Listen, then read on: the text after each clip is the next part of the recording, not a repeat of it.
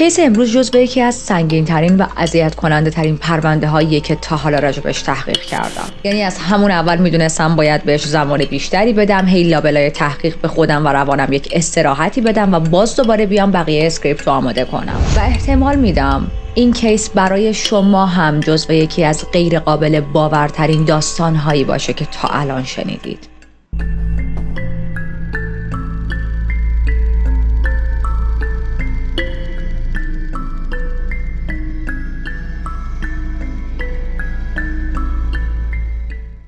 من ریتا هستم و در این چنل وارد دنیای جنایی میشیم. اگر داستان‌های جنایی رو دوست دارید میتونید همین الان چنل رو سابسکرایب کنید و به ویدیوهای قبلی هم حتما سر بزنید چون این چنل پر از پرونده‌های جناییه.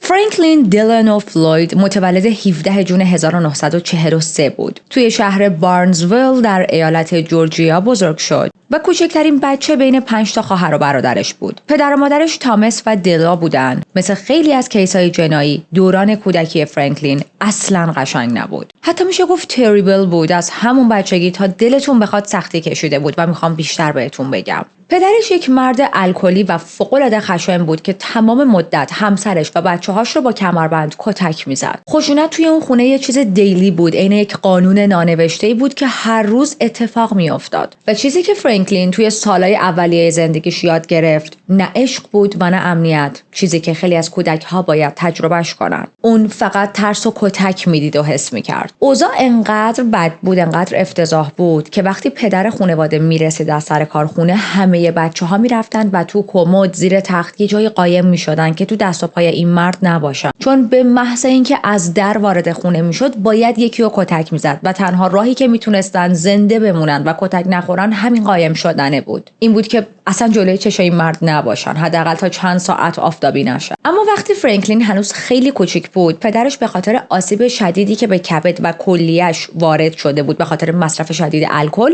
از دنیا میره. و الان شاید به خودتون فکر کنید خب اوکی، چقدر خوب، این پدر خشونتگر بالاخره مرد و اینا راحت شدن، یک نفس راحتی میتونن بکشن. الان اوضاع خونشون بهتر میشه. اما باید بگم که نه، این اتفاق نمیافته. شاید حتی بشه گفت وضعیت از قبلم بدتر شد. مادر فرانکلین دیگه توان نگهداری از 5 تا بچه رو نداشت، نه مالی و نه روانی. برای همین توی جنوبری سال 1946 وقتی فرانکلین فقط 2 سالش بود، مادرش اون و 4 تا خواهر و برادرش رو برداشت و برد داد به یک پرورشگاه محلی. مادرش اون موقع فکر می‌کرد که درست ترین کار رو کرده، بهترین تصمیم رو گرفته، چون بعد از مرگ شوهرش پول آنچنانی براش نمونده بود و واقعا نمیتونست خرج بچه‌ها رو تامین کنه. اما خب این تصمیم بدترین اتفاق ممکن برای بچه‌هاش بود. پرورشگاهی که بچه‌ها بهش تحویل داده شدن اصلاً جای مناسبی نبود برای رشد یک بچه. محیط که خیلی شلوغ و خفه بود، امکانات هم در حد 0. یعنی یه مدلی بود که خیلی وقتا 10 تا از بچه‌ها مجبور بودن با هم توی یک اتاق بخوابن. غذاشون خیلی لیمیتد بود. اکثر مواقع این بچه‌ها گشنه بودن و حتی خیلی وقتا به عنوان تنبیه از این استفاده می‌کردن که غذا ندیم به این بچه‌ها. یعنی هر کسی اگر کار بدی می‌کرد، اولین تنبیهش این بود که وعده غذایش کات شه. و بچه‌ها دقت کنید، من فقط دارم یک تصویر کلی از محیط این پرورشگاه بهتون میدم، چون واقعیت این پرورشگاه خیلی وحشتناکتر و دارکتر از این حرفاست. و فرانکلین الان وارد این پرورشگاه شده بود و قرار بود یه سری دوران جهنمی رو تجربه کنه. تو اون پرورشگاه خشونت هم یک روتین معمولی بود. این مدلی بود که بچه‌ها برای هر کاری که انجام میدادن و بقیه خوششون نمیومد کتک می‌خوردن. اما فقط کارکنان نبودن که بچه‌ها رو تورچر می‌کردن، بلکه خود بچه‌ها هم یک سره با هم کتک کاری می‌کردن و به هم دیگه آسیب فیزیکی یا روانی وارد می‌کردن. کلاً فضای اونجا از اول تا آخر دعوا و مشکل بود. دعوا، ترس، کتک. یعنی این دعواها انقدر زیاد داشت اتفاق می‌افتاد که حالت یک دیلی لایف استایل شده بود براشون و دیگه هیچ کس اونجا امنیت واقعی نداشت. و از اونجایی که این دعواها گفتیم هر روز تقریبا اتفاق می‌افتاد و یک بخش خیلی عادی از روتین زندگیشون بود، فرانکلین جزو کسایی بود که همیشه هدف اصلی بقیه بچه‌ها بود. بچه‌ها بولیش می‌کردن، میگفتن تو زیادی حساسی، از نظر ما شبیه دخترا داری رفتار می‌کنی و ما باید کتکت بزنیم. و این کتک خوردن‌های فرانکلین، تحقیر کردن‌هاش، مسخره کردن‌هاش توسط بقیه بچه‌ها مجدد خیلی بیشتر از اون چیزیه که من الان بخوام براتون تعریف کنم. تا اینکه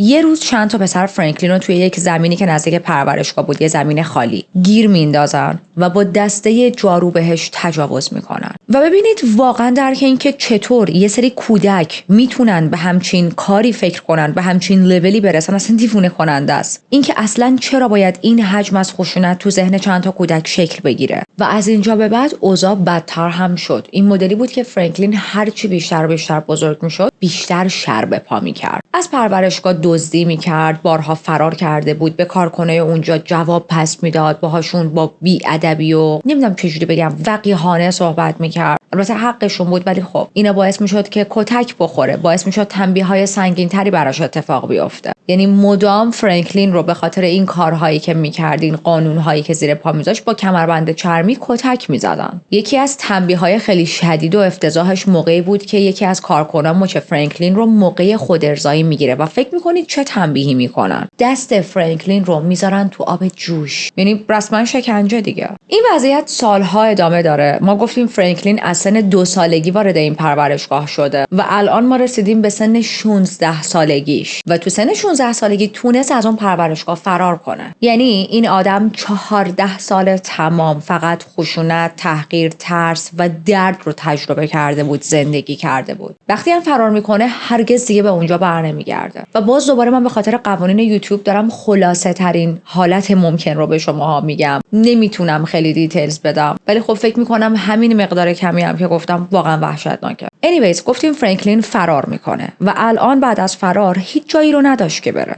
نه خونه، نه فامیلی، نه سیفتی، هیچی. تو خیابونا سرگردون بود و کم کم برای سروایو رفت سمت جرم و خلاف. و تو همین دوره کوتاه بعد از فرار به طرز عجیبی تونست مادر واقعیش رو پیدا کنه. واقعا نمیدونم چطوری تونست بعد از این همه سال رد مادرش رو بزنه، چون قطعا مادرش آدرسش رو عوض کرده بود و یک زندگی جدیدی برای خودش درست کرده بود. ولی خب به هر حال تونست مادرش رو پیدا کنه و احتمالاً توی ذهنش یک صحنه احساسی تصور کرده بود. یه صحنه‌ای که مادرش رو میبینه، بغلش میکنه، از سر دلتنگی گریه میکنن. یک میدونید حس برگشتن به خونه. اما خب اصلا اینطوری نشد. مادرش تو اون زمان تبدیل شده بود به کارگر جنسی و هیچ علاقه‌ای به این که یکی از بچه‌هاش به ویژه فرانکلین رو ببینه و بشناسه نداشت. یعنی این مدلی بود که وقتی فرانکلین رو دید حتی 2 دقیقه هم براش وقت نذاشت و اصلا هیچ اهمیتی نمیداد که این همه سال چه بلایی سر پسرش اومده و این همه سال کجا بوده و چطوری تا الان زنده مونده و چی کار کرده و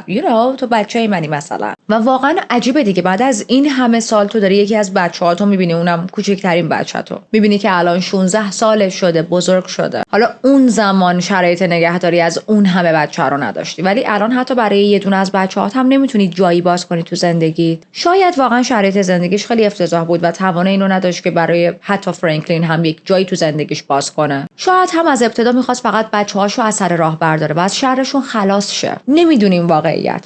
اما چیزی که میدونیم اینه که مادرش به سرعت از زندگی فرانکلین ناپدید شد. یعنی حتی این مادر و پسر در حد 5 دقیقه هم با هم حرف نزدن. و این یک ضربه خیلی بزرگی به فرانکلین بود. یک حس رها شدگی بهش مجدد دست داد. بعد از این اتفاق زندگی خلافکارانه فرانکلین خیلی بیشتر شدت گرفت و یه جورایی سرگردون شد توی آمریکا، مثل آواره ها میرفت فیلادلفیا، نیویورک، مایامی. یعنی میخوام بگم همینجوری شهر به شهر، استیت به استیت واسه خودش میگشت و هر جا میرفت دزدی و سرقت هم همراهش بود. یک زندگی بدون برنامه، بدون دستینیشن. فرانکلین کاملا بی هدف و بی پول بود. تو همین دوران میره به یه مغازه و یک اسلحه میدزده. معلوم نیست چه برنامه‌ای پشت این کارش بود و اصلا چرا به یک اسلحه نیاز داشت، اما کل ماجرا شدیداً به ضررش تموم شد. خب obviously پلیس خیلی زود رسید، یک درگیری مسلحانه کوچیک شکل گرفت و فرانکلین از ناحیه شکم تیر خورد، اما زنده موند و بعد از عملهای سنگین فرستادنش به یک مرکز نگهداری نوجوانان خلافکار.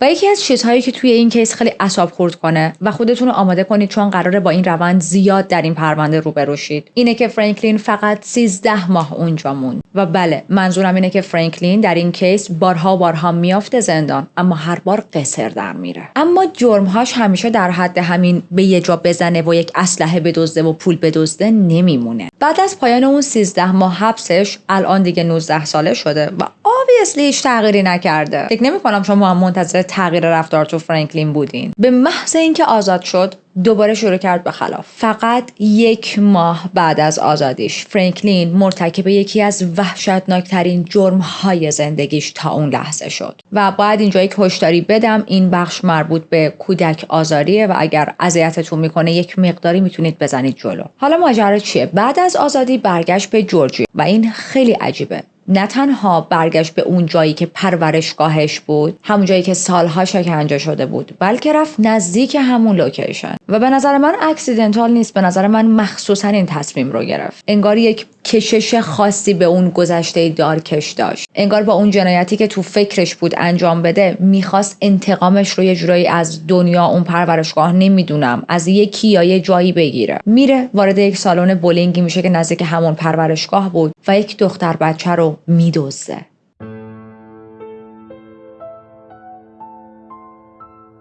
اون دختر بچه فقط 4 سالش بود. میدزدتش، میبرتش به یک منطقه جنگلی که باز دوباره اطراف همون پرورشگاهش بود و به این دختر بچه 4 ساله تجاوز میکنه. بعدم همونجا رهاش میکنه و فرار میکنه میره. اون دختر رو پیدا میکنن، تحت معاینه پزشکی قرارش میدن و روی بدنش کلی آثار اسپرم پیدا میکنن. اما این وحشتناکترین چیزی نبود که پیدا کردن، بلکه دور ناحیه تناسلیش هم پر از جای گاز گرفتگی بود. فرانکلین رو بعد از این جنایت به سرعت شناسایی کردن، دستگیر کردن به جرم تجاوز و براش حکم 10 الی 20 سال زندان بریدن. دقت کنید. یک شخص خلافکار که بارها تا اون لحظه خواسته سرقت مسلحانه کنه بلا بلا بلا و الان آدم ربایی کرده، یک کودک 4 ساله رو دزدیده و به اون بچه تجاوز کرده و بهش چقدر حکم دادن؟ 10 تا 20 سال. ولی وایسی، اینطوری نیست که فرانکلین اون 10 تا 20 سال رو توی زندان بمونه و بگذرونه. و به این نکته هم توجه کنید که فرانکلین یهو از خلافهای کوچیک مثل دزدی کردن و اینجور چیزا جامپ کرده به تجاوز و آدمربایی کودک و اینکه دقیقاً هم برگشته بود نزدیک همون پرورشگاهی که خودش خیلی توش اذیت شده بود و این آزار جنسی و تجاوز رو در همون پرورشگاه انجام داده بود. anyways بهش بین 10 تا 20 سال حکم میدن که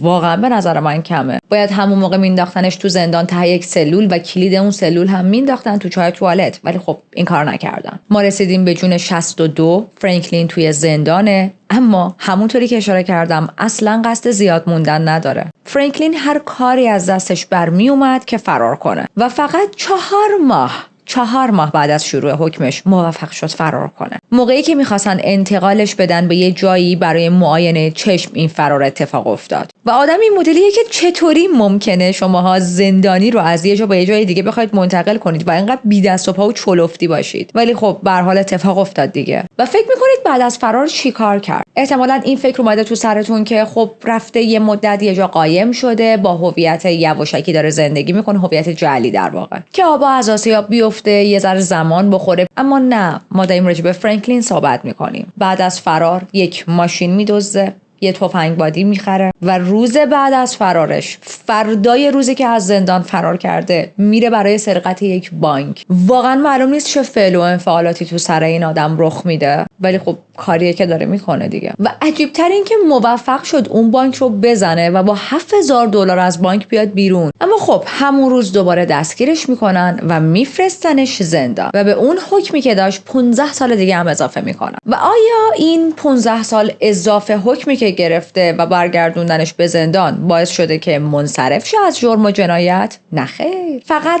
2 ماه بعد از اولین فرارش مجدد فرار کرد. حالا این بار چطوری؟ فرانکلین همراه یک گروهی از زندانی ها تونست که یک کامیونی رو بدزده. حالا بازم این که چجوری اینا تونستن کامیون بدزدن و اکیپ شن و همچین کاری بکنن و اصلا میدونید دسترسی به کامیون اونم توی زندان واقعا عجیبه، نمیدونیم. معمولا زندان‌ها، دولت‌ها، کشورها نمیان انقدر دیتیلز بدن، هم به خاطر اینکه خودشون ضایع میشن، هم به خاطر مسائل امنیت. ولی به هر حال یک کامیون دزدیدن و با همون کامیون میکوبن به دروازه‌های زندان تا فرار کنن. در از جا کنده میشه، میرن فرار میکنن، اما نمیتونن از محوطه بزنن بیرون. یک تلاش وحشیانه اما ناموفق بود. خب باز هم دستگیر میشن و 5 سال دیگه به حکم فرانکلین اضافه میشه و بعد از این فرارا بالاخره مسئولای زندان واقعا خسته نباشن به این نتیجه رسیدن که اوکی ما باید تصمیم جدی بگیریم و باید این آدمو منتقل کنیم به یک زندان امن‌تر. پس میفرستنش به یک زندان فوق امنیتی، جایی که بدون شوخی دیگه هیچ شانسی برای فرار کردن نداشت. اما داخل اون زندان جدید اوضاع اصلاً براش بهتر نشد، بلکه بدتر هم شده بود. خب زندان امنیتی بود، خلافکارهای خیلی بدتری اونجا بودن، خشن‌تر بودن و دلیل اینکه با فرانکلین خیلی بد رفتار می‌کردن این بودش که همه می‌دونستن که توی زندان اون محکوم به تجاوز به یک کودکه. حالا سوای خورده جرم‌هایی که داشت، اصلی ترین جرمش این بود دیگه. و متجاوزین به کودکان پایین‌ترین جایگاه رو توی زندان‌ها دارن. ما اینو بارها تو پرونده‌های جنایی گفتیم. واقعیت هیچ کس یک آدم پدوفایل و متجاوز رو دوست نداره، نه بیرون از زندان و نه حتی داخل زندان. یعنی یکی از چیزایی که یه کوچولو دل منو خنک میکنه در رابطه با افراد پدوفایلی که دستگیر میشن همین موضوعه. بقیه مجرم ها، قاتل ها، اونایی که سارقین خیلی مثلا حالا خفنی ان، معمولا وقتی میافتن زندان براشون هتله. حالا نه همیشه، ولی خب ما زیاد این مورد رو دیدیم. اما پدوفایل ها جزو اون دسته‌ای هستن که همیشه زندان براشون جهنمه. خب الان همه زندانی‌ها میدونن که فرانکلین به جرم تجاوز به یک کودک 4 ساله افتاد زندان و زندگیش رو تبدیل کردن به یک دیلی تورچر. فرانکلین هر روز به شدت کتک میخورد، بارها و بارها توی همون زندان مورد تجاوز قرار گرفته بود و هیچ حمایتی از جانب هیچ کس دریافت نمیکرد. یعنی ببینید هیچ کس، یعنی حتی نگهبانهای زندان هم. یعنی نگهبانها اینجوری بودن که you're on your own، ما کاری از دستمون بر نمیاد. در واقع نگهبانها ازش متنفر بودن و فرصت گیر می آوردن بیشتر از بقیه زندانی‌ها کتکش میزدن. همین شد که فرانکلین دید نمیتونه اینجوری زنده بمونه. تو یه دونه از این کتک‌ها، تو یه دونه از این تجاوزها واقعا ممکنه جونش رو از دست بده و برای زنده موندن تصمیم گرفت که خودش رو زیر حمایت یک زندانی دیگه ببره، کسی که توی زندان ددی صداش میکردن. ولی خب این حمایت هزینه داره. از اونجایی که زندانی ها نمیتونن خیلی پول با هم رد و بدل کنن یا کالای خیلی خاصی وجود نداره که بتونن بدن، یا اینجور حمایت ها بذارید اینجوری بگیم هزینه های سنگینی داره و با پول و کالا نمیشه رفعش کرد، فرانکلین هر روز مجبور بود برای این آقای ددی خدمات جنسی انجام بده. ولی خب در عوض امنیت داشت و دیگه بقیه زندانیان نمیتونستن بهش حمله کنن. interesting.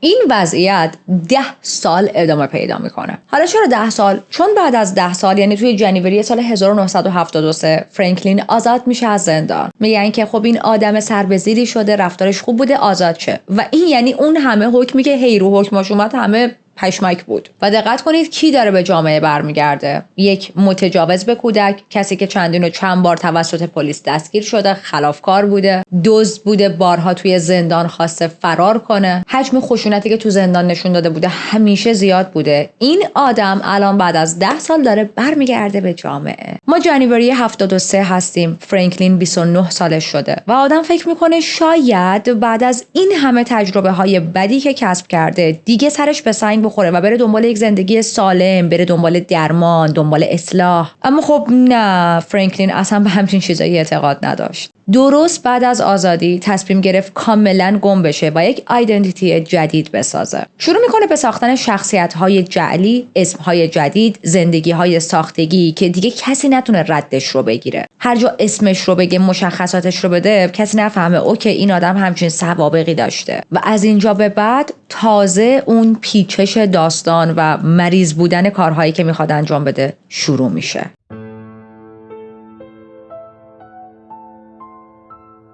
آدم به خودش فکر میکنه یک کسی که این همه خلاف کرده و این همه افتاده زندان و این همه توی زندان بهش سخت گذشته، حالا که از زندان آزاد شده سعی میکنه یه ذره محتاط‌تر عمل کنه. ولی فرانکلین 1 ماه بعد از آزادیش دوباره یه کاری انجام میده، یه کاری که باعث دستگیریش میشه. یعنی 1 ماه کامل هم حتی این آدم نتونست عین یک آدم نرمال زندگی کنه. حالا داستان چی بوده؟ یه بار توی پمپ بنزین بوده و به یک خانومی حمله میکنه. مشخص نیست اصلا سر چی به این زن حمله میکنه، ولی خب برای فرانکلین ما خیلی به دلیل نیاز نداریم. این مدلیه که یه لحظه خون به مغزش نمیرسه و یهو یه کاری میکنه. به اون زن حمله میکنه، بهش سیلی میزنه و همینجوری داشت فحش‌های رکیک بهش میداد. حتی لباسهای اون خانم رو از تنش پاره میکنه و سعی داشت به زور بکشونتش با خودش ببره یه جورایی حالتی که بدزدتش. و بله، وسط پمپ بنزین، وسط خیابون، جلوی چش بقیه. خب اون زن خوشبختانه موفق شد که فرار کنه و همه ما میتونیم حدس بزنیم اگر فرار نمیکرد چه اتفاقی میافتاد دیگه. فرار میکنه، میره همه چیز رو به پلیس گزارش میده و فرانکلین بلافاصله دستگیر میشه. اما از پلیس خیلی ذوق نکنید که آفرین چه سری دستگیرش کردن. بعد از اینکه دستگیر شد، به جای اینکه بفرستنش زندان، با وثیقه آزادش میکنن. اجازه میدن که آزاد بشه تا دادگاهاش شروع بشه. و معلومه که فرانکلین قصد نداشت مثل یک گل پسر در خونه منتظر بشینه تا دادگاهاش شروع شه و بعد با کت شلوار و کراوات بره تو دادگاهاش حاضر شه. معلومه که فرار میکنه، چون میدونست که دادگاه رو نمیبره. مطمئن بود که 100% محکوم میشه، دوباره میافته زندان. پس این مدلی بود که اوکی، اون وثیقه بهای آزادیم، من فرار میکنم. و درست تو جون 1973 فرانکلین کلا ناپدید میشه. انگار غیب شد. هویت جدید، استیت جدید و هیچ ردی از خودش باقی نمیذاره، جوری که حتی پلیس ها هم نمیتونن پیداش کنن. و فرانکلین همینطوری داره بیشتر و بیشتر به جنایاتی نزدیک میشه که قرار انجام بده و اون جنایات باعث شدن که این کیس خیلی مشهور شه. و تو بیانس بعد خودتون رو آماده کنید برای بدترین پارتی که توی کیس میخواد شروع شه تا براتون تعریف کنم. خب الان فرانکلین نیاز داره یک هویت جدید بسازه، میسازه، یک زندگی کاملا جدیدی رو آغاز میکنه. و بچه‌ها اینو تو این پرونده در نظر بگیرید، فرانکلین خیلی اسم عوض میکنه. ما به چنین کیس هایی برخوردیم که طرف یک مجرمی بوده و هی هویت جدید واسه خودش درست میکنه و من معمولا هی نمیام اسم های جدیدشون رو بگم. اگر که اسم فرانکلین رو گوگل کنید تمام هویت های جعلیشو میاره، ولی من تا انتها همون فرانکلین میخوام صداش کنم، چون حس میکنم که اگر اسم تو اسم بیارم و هی اسم های دوم و سوم و پنجم و اسم های جعلیشو بگم واقعا گیج میشید. رسیدیم به سال 74، تقریبا 1 سال بعد از فراری شدنشه و با یک زنی آشنا میشه. اسم اون خانم سندی بود. سندی توی اواسط 20 سالگیش بود. یک سینگل مام بود با 4 تا بچه. بچه‌هاش اینا بودن: سوزان 5 ساله، الیسن 3 ساله، ایمی 2 ساله و فیلیپ 1 ساله. زندگی توی این چند سال اخیر برای سندی واقعا مثل جهنم بود. داشت تنهایی این بچه‌ها رو بزرگ می‌کرد، هیچ درآمد پول درست حسابی نداشت. برای اینکه بتونه دووم بیاره، برای اینکه بتونه این سختی‌های توی زندگی رو تحمل کنه، به اعتیاد درگیر شده بود و رفته بود سراغ مواد و حتی برای اینکه بتونه مخارج زندگیش رو تامین کنه درگیر کار جنسی شده بود و به عنوان کارگر جنسی کار میکرد. و تو همین خط زمانی، تو همین شرایط خیلی افتضاحش بود که با فرانکلین آشنا میشه. و باز دوباره اشاره میکنم فرانکلین اسم واقعیش رو نگفته به سندی دیگه. بچه‌ها لابلای پرونده چارلی داره خیلی خور و پف میکنه و من گفته بودید اگر همچین اتفاقی میفته کات نکنم. امیدوارم صدای خور و پفش نیفته، ولی اگرم افتاد به کیوت بودن چارلی دیگه ببخشید. خوابش خیلی عمیق شده و دلم نمیاد صداش کنم. فرانکلین خودش رو به سندی یک مرد کامل و پرفکت و بدون هیچ نقصی نشون داد. یک مردی که تو زندگی شخصی خودش خیلی موفقه، همه چیز رو تحت کنترل خودش داره و مدلی که من اومدم تا ناجی و قهرمان زندگی تو باشم سندی. یک مردی که میتونست زندگی سندی رو از نو بسازه، برای بچه‌هاش سرپناه درست کنه، آینده درست کنه و با هم دیگه خانواده تشکیل بدن. فرانکلین رسما به سندی قول داده بود که زندگیش رو تغییر میده و از اون جهنمی که توش داره زندگی میکنه میکشاتش بیرون. و خب سندی هم عاشق این حرفها و ظاهر ساختگی فرانکلین شده بود و فرانکلین خیلی خوب میتونست نقش بازی کنه. برای اینکه به سندی ثابت کنه که ببین من واقعا عاشق تو ام و حرفهایی که زدم، تصمیمهایی که گرفتم جدیان، فقط 1 ماه بعد از آشناییشون با هم ازدواج میکنن. سندی فکر میکرد این بهترین اتفاق زندگیشه، خیلی خوش شانس بوده که با فرانکلین آشنا شده و قرار این آدم بهترین شوهر دنیا باشه. ولی خب اشتباه میکرد، چون به زودی سندی قراره یک اتفاقی رو تجربه کنه که هیچ مادر و پدری به نظر من توی عمرشون نباید همچین چیزی رو تجربه کنن. قبل از اینکه اون اتفاق رو بهتون بگم، میخوام در نظر داشته باشید که فرانکلین یک رابطه خیلی نزدیک، کریپی و آزاردهنده رو با یکی از دخترهای سندی، دختر بزرگش سوزان، شروع کرده بود.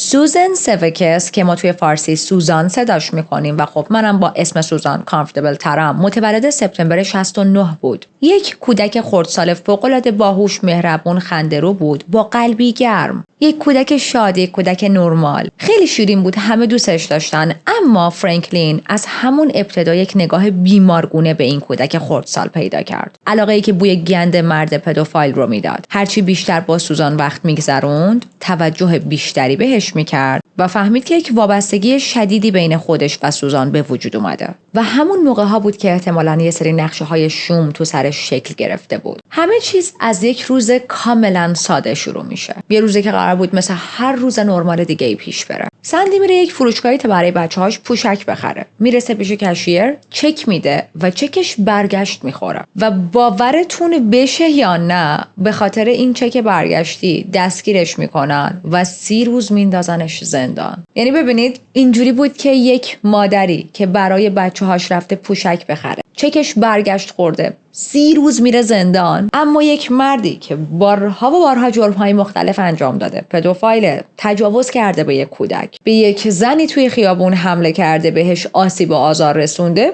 خیلی راحت میتونه از زندان بیاد بیرون. همین اشتباه سیستم تبدیل شد به بزرگترین فاجعه زندگی سوزان. سندی اون 30 روز رو توی زندان میگذرونه و وقتی آزاد شد، وقتی از زندان اومد بیرون، اومد خونه، هیچ چیز مثل قبل نبود. خونه یک سکوت خیلی عجیبی داشت. هیچ خبری از بچه‌هاش نبود، فرانکلین رو نمیدید و این خیلی براش عجیب بود. گیج شده بود و توی نگاه اول احتمالاً با خودش این فکر رو کرده که خب فرانکلین بچه‌ها رو برده بیرون تا بگردونه، یا مثلا برده پارک یا رفتن خرید و الان تا چند ساعت دیگه برمیگردن. چند ساعت دیگه میگذره، هنوز اینا برنگشتن و سندی شروع میکنه به نگران شدن. شروع میکنه زنگ زدن به هر جایی که احتمال میداد میتونه فرانکلین و بچه‌ها رو پیدا کنه. و بعد از کلی تماس خیلی زود یک واقعیتی میخوره تو سرش، اونم این که فرانکلین و بچه‌ها غیبشون زده. هیچ رد و نشونی ازشون وجود نداشت. و حال سندی رو الان میتونید درک کنید. از زندان اومده بیرون و میبینید 4 تا بچه‌هاش با هم ناپدید شدن.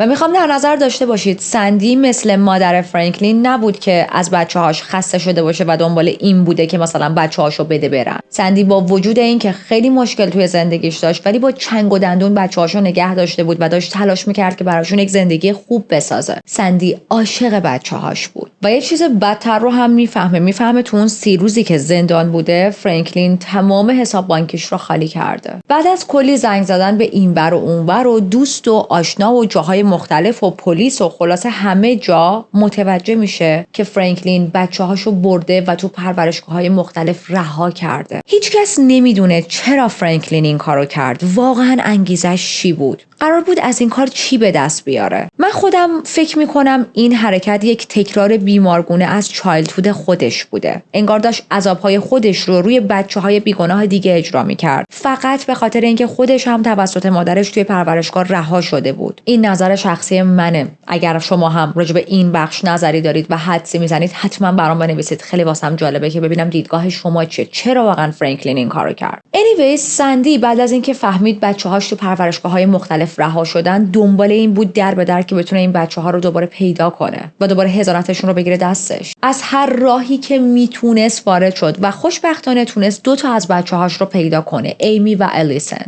پیداشون میکنه، براشون میگردونه خونه. اما خب هنوز سوزان و فلیپ رو نتونسته بود پیدا کنه. واقعا یه جوری بود که انگار این 2 تا بچه‌اش از روی زمین محو شده بودن، انگار اصلا وجود نداشتن. ولی سندی قرار نبود بیخیال شه. سندی هر روز دنبال 2 تا بچه دیگه‌اش بود تا اینکه یه روز یک خبر تلخی بهش رسید. فهمید فرانکلین فلیپ رو به یک فرزندخوندگی خصوصی داده، در واقع فروخته. یعنی نمیدونم چجوری بهتون بگم، به یک خانواده اداپتش کرده و ازشون پول دریافت کرده و در حالیه که هیچ مدرک رسمی و آفیشیالی وجود نداره برای اینکه مثلا بتونه سندی ردش رو بگیره. یعنی اون خانواده ممکنه اصلا مال یک شهر دیگه ای بودن، ممکنه اصلا مال یک کشور دیگه ای بودن، نمیدونیم. تصور کنید سندی توی یک کشور خیلی بزرگ چطور میتونه یک خانواده ای که فلیپ رو به سرپرستی قبول کردن پیدا کنه، اونم بدون هیچ مدرکی. اما سوزان چی شده؟ سوزان الان کجاست؟ سرنوشت سوزان خیلی خیلی بدتر از سرنوشت فلیپ بود، چون فرانکلین یک ابسشنی با سوزان داشت و اون رو مثل بقیه توی پرورشگاه رها نکرد یا به یک خانواده‌ای نفروخت. فرانکلین میخواست سوزان رو برای خودش نگه داره و سندی وحشت کرده بود. یه سری رفتارهای کریپی از فرانکلین دیده بود و الان وقتی به این فکر میکرد که ممکنه سوزان پیش فرانکلین باشه، حالتی بود که دیگه صبح تا شب فقط تو اداره پلیس بود. گزارش این مفقودی ها رو میده، گزارش این آدم ربایی رو میده، مدام توی اداره پلیس بود میگفتش که بابا این آدم، این مرد بچه من رو دزدیده. ولی فکر میکنید پلیس به سندی چی میگه؟ میگه که متاسفیم که چنین چیزی رو تجربه میکنید، ولی ما از نظر قانونی نمیتونیم کاری کنیم، چون که فرانکلین همسر تو بود، پدر بچه ها حساب میشه و یک پدر میتونه بچه خودشو برداره و بره. یعنی این کار فرانکلین از نظر قانونی آدم ربایی نیست. متاسفیم خانم، ولی ما نمیتونیم به عنوان آدم ربایی این گزارش رو ثبت کنیم. و این خیلی عجیبه، چون ببینید 100% یک پدر بایولوژیکال یا حتی یک قیم قانونی میتونه بچه‌ای رو بدزده و این اصلا توی دنیا چیز جدیدی نیست و تو پرونده های جنایی جدید نیست و ما بارها باهاش روبرو شدیم. اما خب کیسی ذره زمانش قدیمه و قوانین واقعا هرس ضراره. و از اینجا به بعده که سوزان برای همیشه از مادرش ربوده شده و افتاده توی کنترل کامل فرانکلین. فرانکلین الان با سوزانه، دزدیدتش و هر کاری از دستش برمیاد انجام میده تا هیچ کس نتونه پیداشون کنه. از اون ایالت فرار میکنه، میره اوکلاهاما سیتی. این خونه کوچیکی برای خودش و سوزان دست و پا میکنه و دوباره اسمش رو عوض میکنه. کار پیدا میکنه، سوزان رو توی یک مدرسه ثبت نام میکنه و خیلی عجیبه که چطوری این آدم احساس امنیت میکنه.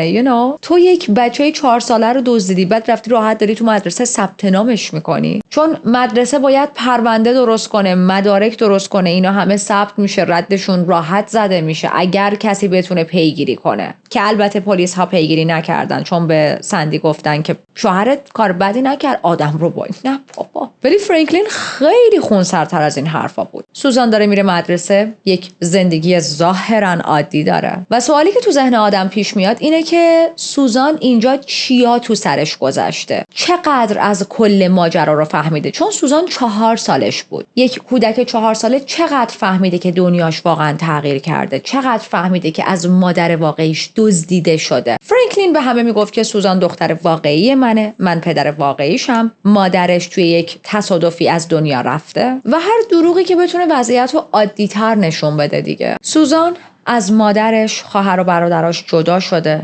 مجبوره بدون خواسته خودش کنار مردی زندگی کنه که کاملا براش غریبه بود. مردی که پدوفایل بود، مردی که مشکل اخلاق و رفتاری داشت، خشن بود، توی یک شهری که نمیشناخت، بدون هیچ نقطه امنی. اما با وجود همه اینا سوزان توی مدرسه یک دانش آموز واقعا فوق‌العاده بود. نمره هاش عالی بود، بچه‌ها دوستش داشتن، همیشه سر کلاس پیش بقیه لبخند میزد و معلم‌ها هم عاشقش بودن. یعنی اینجوری بود که همه فکر می‌کردن یه بچه شاد و بی‌دغدغه جلوشونه. اما پشت درای بسته اون خونه واقعیت چیز دیگه‌ای بود. توی خونه زندگی سوزان رسما یک جهنم بود. فرانکلین از نظر روانی و احساسی مدام سوزان رو کنترل میکرد. مجبورش میکرد که هر جا میره به دروغ بگه که مادرم فوت کرده و مدام دروغ بهش یاد میداد، دروغ تو سرش میکرد. و متاسفانه این آزارها فقط روانی نبود. از همون سن 4 سالگی فرانکلین مدام داشت سوزان رو مورد آزار جنسی قرار میداد. و قبل از ادامه ماجرا بچه‌ها، همونطوری که یک بار دیگه اشاره کردم باید باز بگم این پرونده واقعا پرونده دارکیه و جزئیات بسیار ناراحت کننده ای داره. جزئیاتی که من نمیتونم خیلی بازشون کنم، هم به خاطر قوانین یوتیوب، هم به خاطر اینکه از اعصاب و روان خودم واقعا خارجه. ولی میخوام اینو در نظر داشته باشید، هر چقدر از هیولا بودن فرانکلین میگم، لطفاً تو ذهنتون 10 برابرش کنید، چون چیزهایی هست که نمیشه گفت ولی این آدم انجام داده و جزو یکی از منفورترین مجرم‌های پرونده‌های جنایی تا به امروز برای من. فرانکلین از همون ابتدا، از ابتدای اینکه سوزان یک کودک شروع میکنه ازش عکس‌های جنسی گرفتن، مجبورش میکرد لباس‌هایی بپوشه که برای کودکان توی اون سن اصلاً مناسب نیست، ژست‌های اروتیک بگیره و مدام ازش عکس میگرفت و عاشق این کالکشنش بود. و این کارها یه شب و 2 شب و 10 بار و 20 بار نبود، بلکه به مدت سالهای سال ادامه پیدا میکنه. یعنی این عکس ها برای فرانکلین یک پرسونال کالکشن بود. اینطوری بود که هر وقت دلش میخواست میرفت سراغشون و نگاهشون میکرد. و این چیزایی که دارم بهتون میگم همه طبق مدارکن، یعنی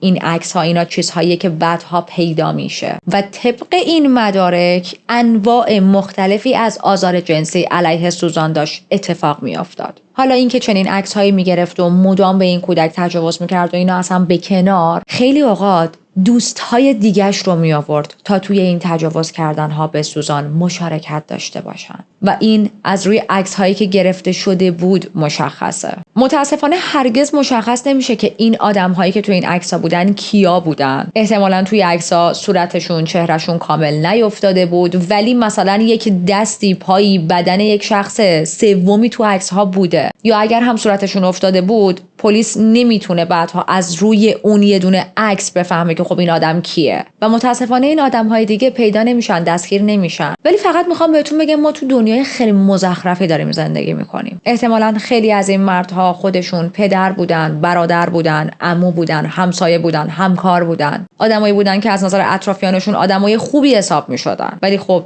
در واقع پدوفایل بودن و همچین جنایاتی انجام میدادن. بعد از چند سال زندگی توی اوکلاهاما سیتی، وقتی فرانکلین دید ممکنه دیر یا زود کسی شک کنه یا ردی ازش پیدا شه، چون احساس کرد دیگه زیادی اینجا موندیم بسه، دوباره همه چیزو جمع میکنه و با سوزان فرار میکنه. مقصد بعدیشون فلوریدا بود، یعنی باز هم فرار، باز هم هویت جدید و باز هم قطع کردن هر ارتباطی که میتونست به گذشته وصل باشه. و خب این تغییرهای پشت سر هم برای سوزان هم اذیت کننده بود دیگه. چون فرانکلین مدام این کارو میکرد، هیچکس واقعا نمیفهمید که این آدم با چه گذشته تاریکی اومده و داره اینجا زندگی میکنه. این بچه‌ای که کنارش واقعا کیه، از کجا اومده. همه باور کرده بودن که سوزان دختر واقعیشه و مادر سوزان هم چند سال پیش وقتی سوزان خیلی کوچیک بوده توی یک تصادفی فوت کرده. سوزان رو توی مدرسه جدید ثبت نام میکنه. دوباره مثل قبل همه فکر میکردن که این بچه فوق‌العاده است. خیلی دختر خوشحالی بود، با اعتماد به نفس جلوی همه ظاهر میشد. یک لبخند بزرگ همیشه روی صورتش داشت. رفتارش واقعا دوست داشتنی بود و تو درس‌هاش هم موفق بود. اینقدر سوزان ظاهرش رو خوب حفظ میکرد که هیچ کس شک نکرده بود پشت اون لبخند چه دردهای عمیقی پنهان شده.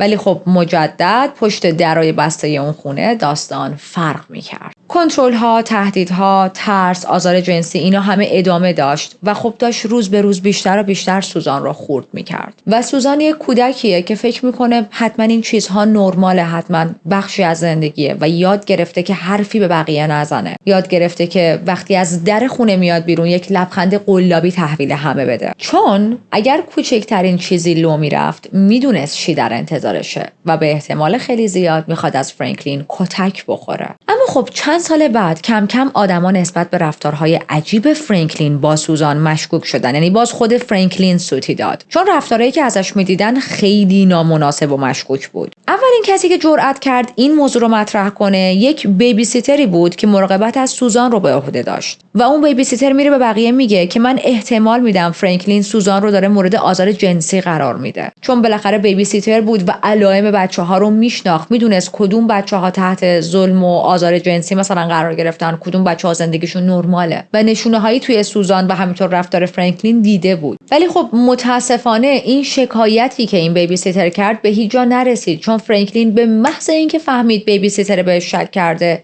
دوباره خونه و هویت رو عوض کرد. دوباره رفتن یه جای جدید و هیچ کس نمیتونست پیداشون کنه. این بار برای سوزان هم اسم و هویت جدید گرفت. یعنی تا اینجا سوزان با اسم خودش بود، ولی این بار مجبور شد که اسمش رو عوض کنه. یه نکته دیگه که باید تو این پرونده بگم، یکی از اسامی که سوزان میگیره و تا سالهای زیادی با این اسم زندگی میکنه شرن مارشال بود، چون تو خیلی از منابع برای سالهای زیادی به جای اینکه بهش سوزان بگن شرن صداش میکردن، ولی در واقع اسم واقعیش سوزانه و برای همین هم من اصرار دارم که با همین اسم واقعیش تا انتها صدا کنمش. اما خب با طبق روالی که ما توی تغییر اسمها داریم، من اسمهای متفاوتی که فرانکلین در طی پرونده به سوزان میده رو بهتون نمیگم، ولی این رو در نظر داشته باشید از اینجا به بعد هم خودش هم سوزان یک سره مجبورن اسمشون رو عوض کنن. ما رسیدیم به اون خط زمانی که فرانکلین یه ذره ترسیده از اینکه نکنه بقیه رفتار مشکوکش رو بفهمن و این مدلیه که که به مدت 10 سال با سوزان در حال فرارن.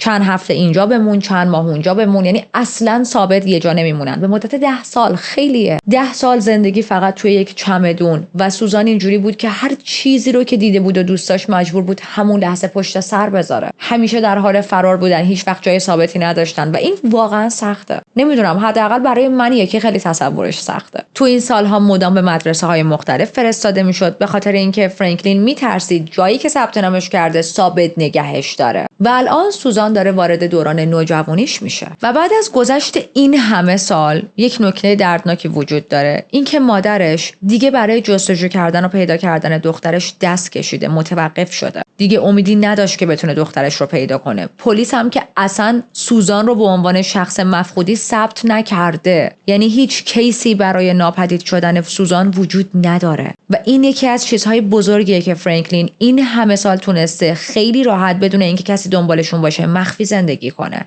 و این خیلی دردناکه وقتی که آدم فکر میکنه به اینکه سوزان یک مادری داره، از مادرش ربوده شده و خودش هیچ آیدیایی نداره که چی سرش اومده. چون احتمالاً انقدر فرانکلین این آدم رو برین واش کرده که سوزان باورش شده همه داستانایی که فرانکلین بهش گفته واقعیه. یعنی باورش شده که فرانکلین پدر واقعی منه، مادر من وقتی خیلی سنم کم بوده مرده و حالا بابای واقعی منم اخلاقش اینطوریه دیگه، به من تجاوز میکنه، منو کتک میزنه، منو به دوستاش میفروشه و خیلی کثافتکاریای دیگه. حتی ممکنه سوزان توی این خط زمانی دچار استاکهلم سیندروم شده باشه. چون ببینید وقتی یک کودکی به مدت سالهای سال فقط و فقط یک آدم رو توی زندگیش داشته باشه و کل زندگیش هم تحت کنترل همون یک آدم باشه، مغز برای سروایو کردن میاد و چیکار میکنه؟ میاد شروع میکنه به دوست داشتن همون شکنجهگرش، برای اینکه اگر مغز این روند رو ادامه نده اون شخص نابود میشه.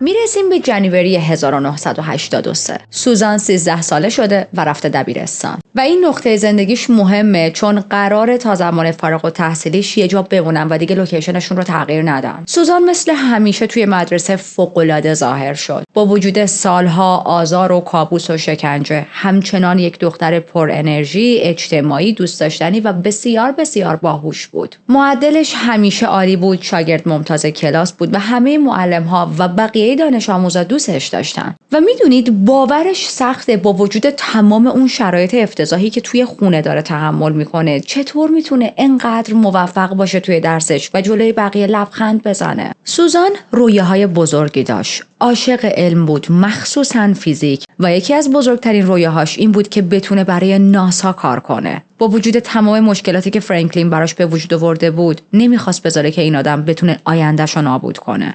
اما هر چقدرم که ظاهرشو قوی نگه می‌داشت، آدمایی که نزدیکش بودن حس می‌کردن یه چیزی درست نیست. حالتی که زندگی خانوادگی سوزان مثل یک راز بود. هیچ وقت درباره خانواده‌اش حرف نمی‌زد، درباره محیط داخل خونه هیچی نمیگفت و هر بار که راجع به مرگ مادرش و نبود مادرش توی زندگیش ازش سوال می‌کردن، داستان‌های متفاوتی تحویل میداد. چون خب داشت دروغ میگفت دیگه. مثلا یه بار میگفت که مادرم توی تصادف مرده، بار بعدی میگفت مادرم سرطان گرفته بود و مرد. مورد بعدی که خیلی برای بقیه مشکوک بود این بودش که سوزان هر جا بود و هر کاری داشت میکرد بلا استثنا تا قبل از ساعت 4 باید میرفت خونه و به گفته بقیه این مدلی بود که اگر 1 دقیقه این 4 دیر میشد، یعنی 4 و 1 دقیقه میشد و میخواست برسه خونه، رسما ترس مطلق رو تو چشماش ما میدیدیم. وقتی که ازش میپرسیدن چرا حالا مثلا تو به جای 4 و ربع برسی خونه مگه چه اتفاقی میفته، میگفت که من باید برم خونه رو تمیز کنم، غذا درست کنم، چون پدرم مشکل شدید کمر داره و خب من باید ازش مراقبت کنم، برای همین نمیتونم دیر برسم خونه. اما ما میدونیم اینا دروغ‌هاییه که فرانکلین به سوزان گفته تا به بقیه این مدلی بگو. ولی همه اینا به کنار، یک چیزی که خیلی ویرد بود و از سوزان میشنیدن و نمیتونستن هضمش کنن این بود که من باید تا قبل از ساعت 4 برم خونه تا ماساژ کمر پدرم رو بهش بدم. از یه جایی به بعد آدم‌ها کم کم متوجه شده بودن که یک چیزایی توی رابطه دختر پدری که ما داریم بین اینا می‌بینیم واقعا نرمال نیست و بیشتر این رفتارهای عجیب و ناراحت کننده از سمت فرانکلین دیده میشد و خب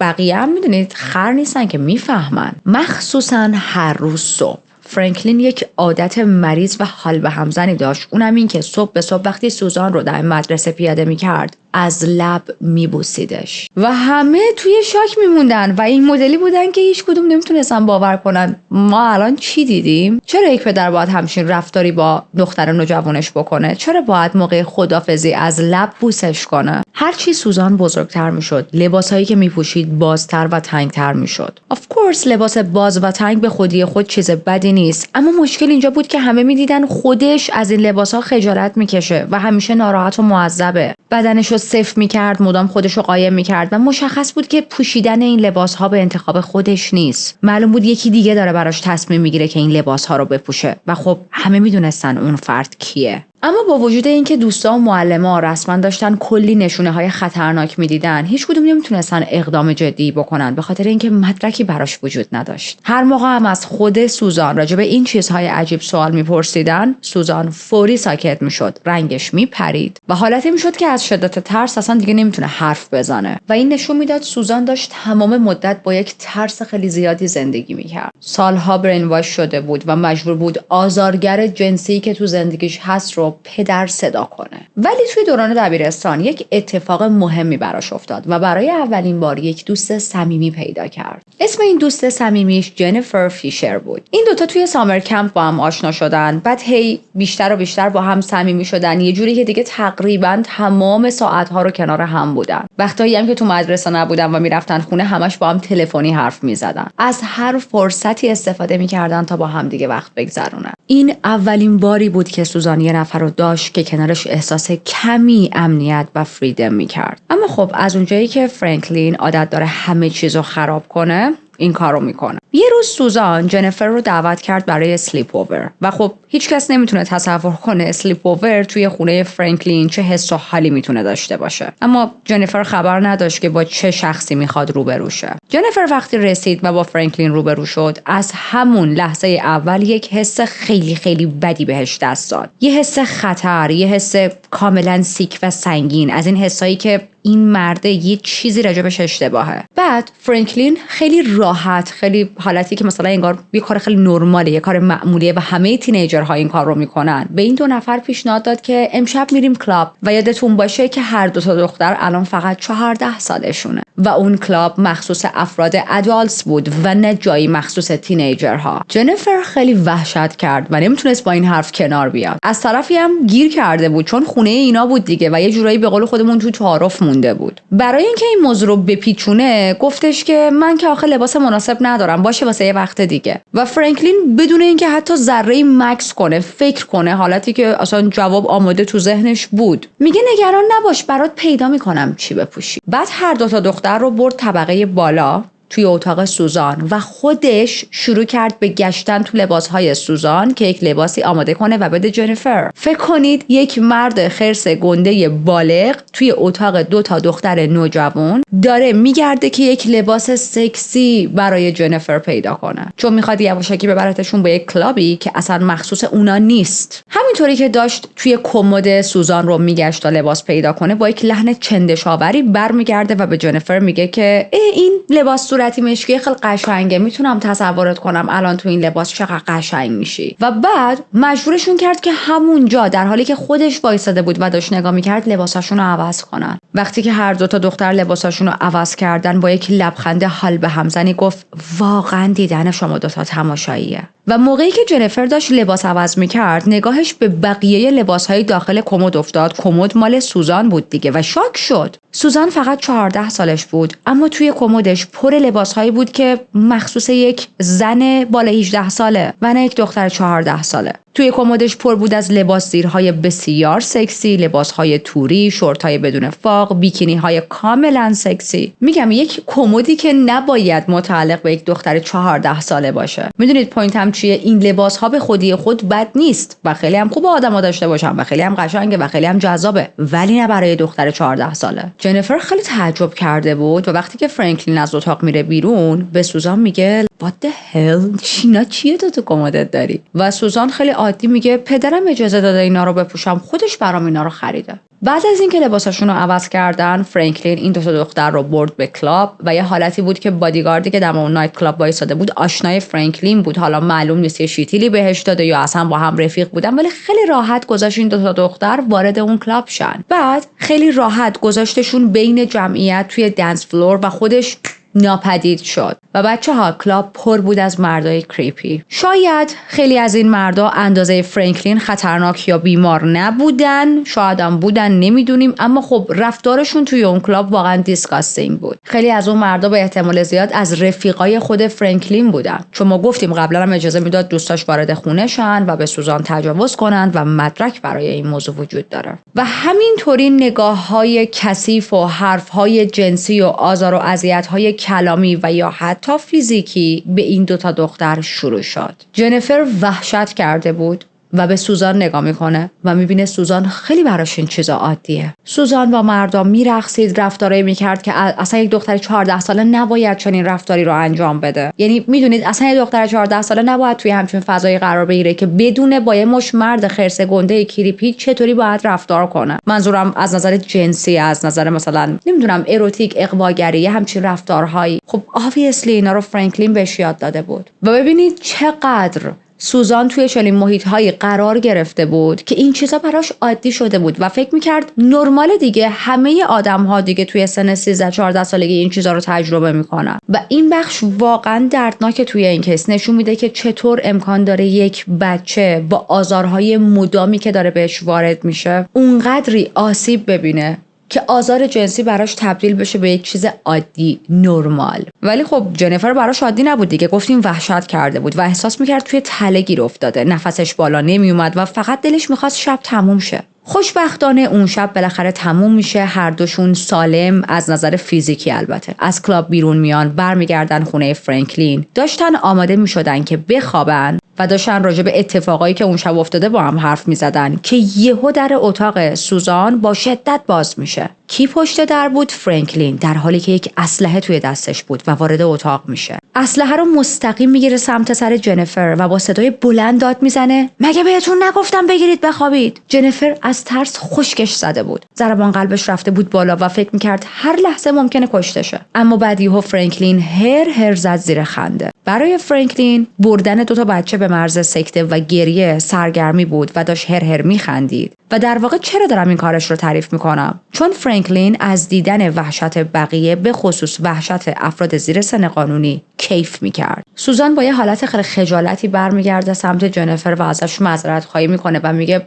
ببخشید یه وقتا این کارا میکنه. یه حالتی که دیگه میدونی خیلی نرمال شده واسه من این دیوونه بازیاش. مشخص بود که فرانکلین بارها و بارها این کارها رو کرده بود. و یه نکته خیلی مهم دیگه که میخوام بهش دقت کنید اینه که فرانکلین موقعی پرید توی اتاق که این 2 نفر داشتن لباسهاشون رو عوض میکردن که برن بخوابن. یعنی جنیفر تقریبا نیمه برهنه بود و داشت لباساشو عوض میکرد و من خریدار این حرف نیستم که تصادفی بوده. قشنگ معلوم بود که این آدم هدفش این بوده که جنیفر رو نیمه برهنه ببینه، بترسونتش و از ترسش لذت ببره. چرا؟ چون کسایی که بعدها راجع به این آدم میان و بر علیه شهادت میدن میگن که فرانکلین یک عادتی داشت از نظر جنسی، اونم این بود زمانی تحریک میشد که خشونت یا ترس توی اون رابطه جنسیش وجود داشته باشه، وگرنه نمیتونست تحریک شه. و خب الان هم به احتمال زیاد اومده بود این کارو کرده بود که ترس این 2 دختر رو ببینه، بدن نیمه برهنه جنیفر رو هم ببینه و حالا بره با اون خاک تو سری وسط باشه غلطی بکنه. بعد از اون شب جنیفر دیگه هیچ وقت برای اسلیپ اوور نرفت خونه سوزان که خب منطقی هم هست و میشه گفت بهترین تصمیمی بود که گرفته. اما خب بر اساس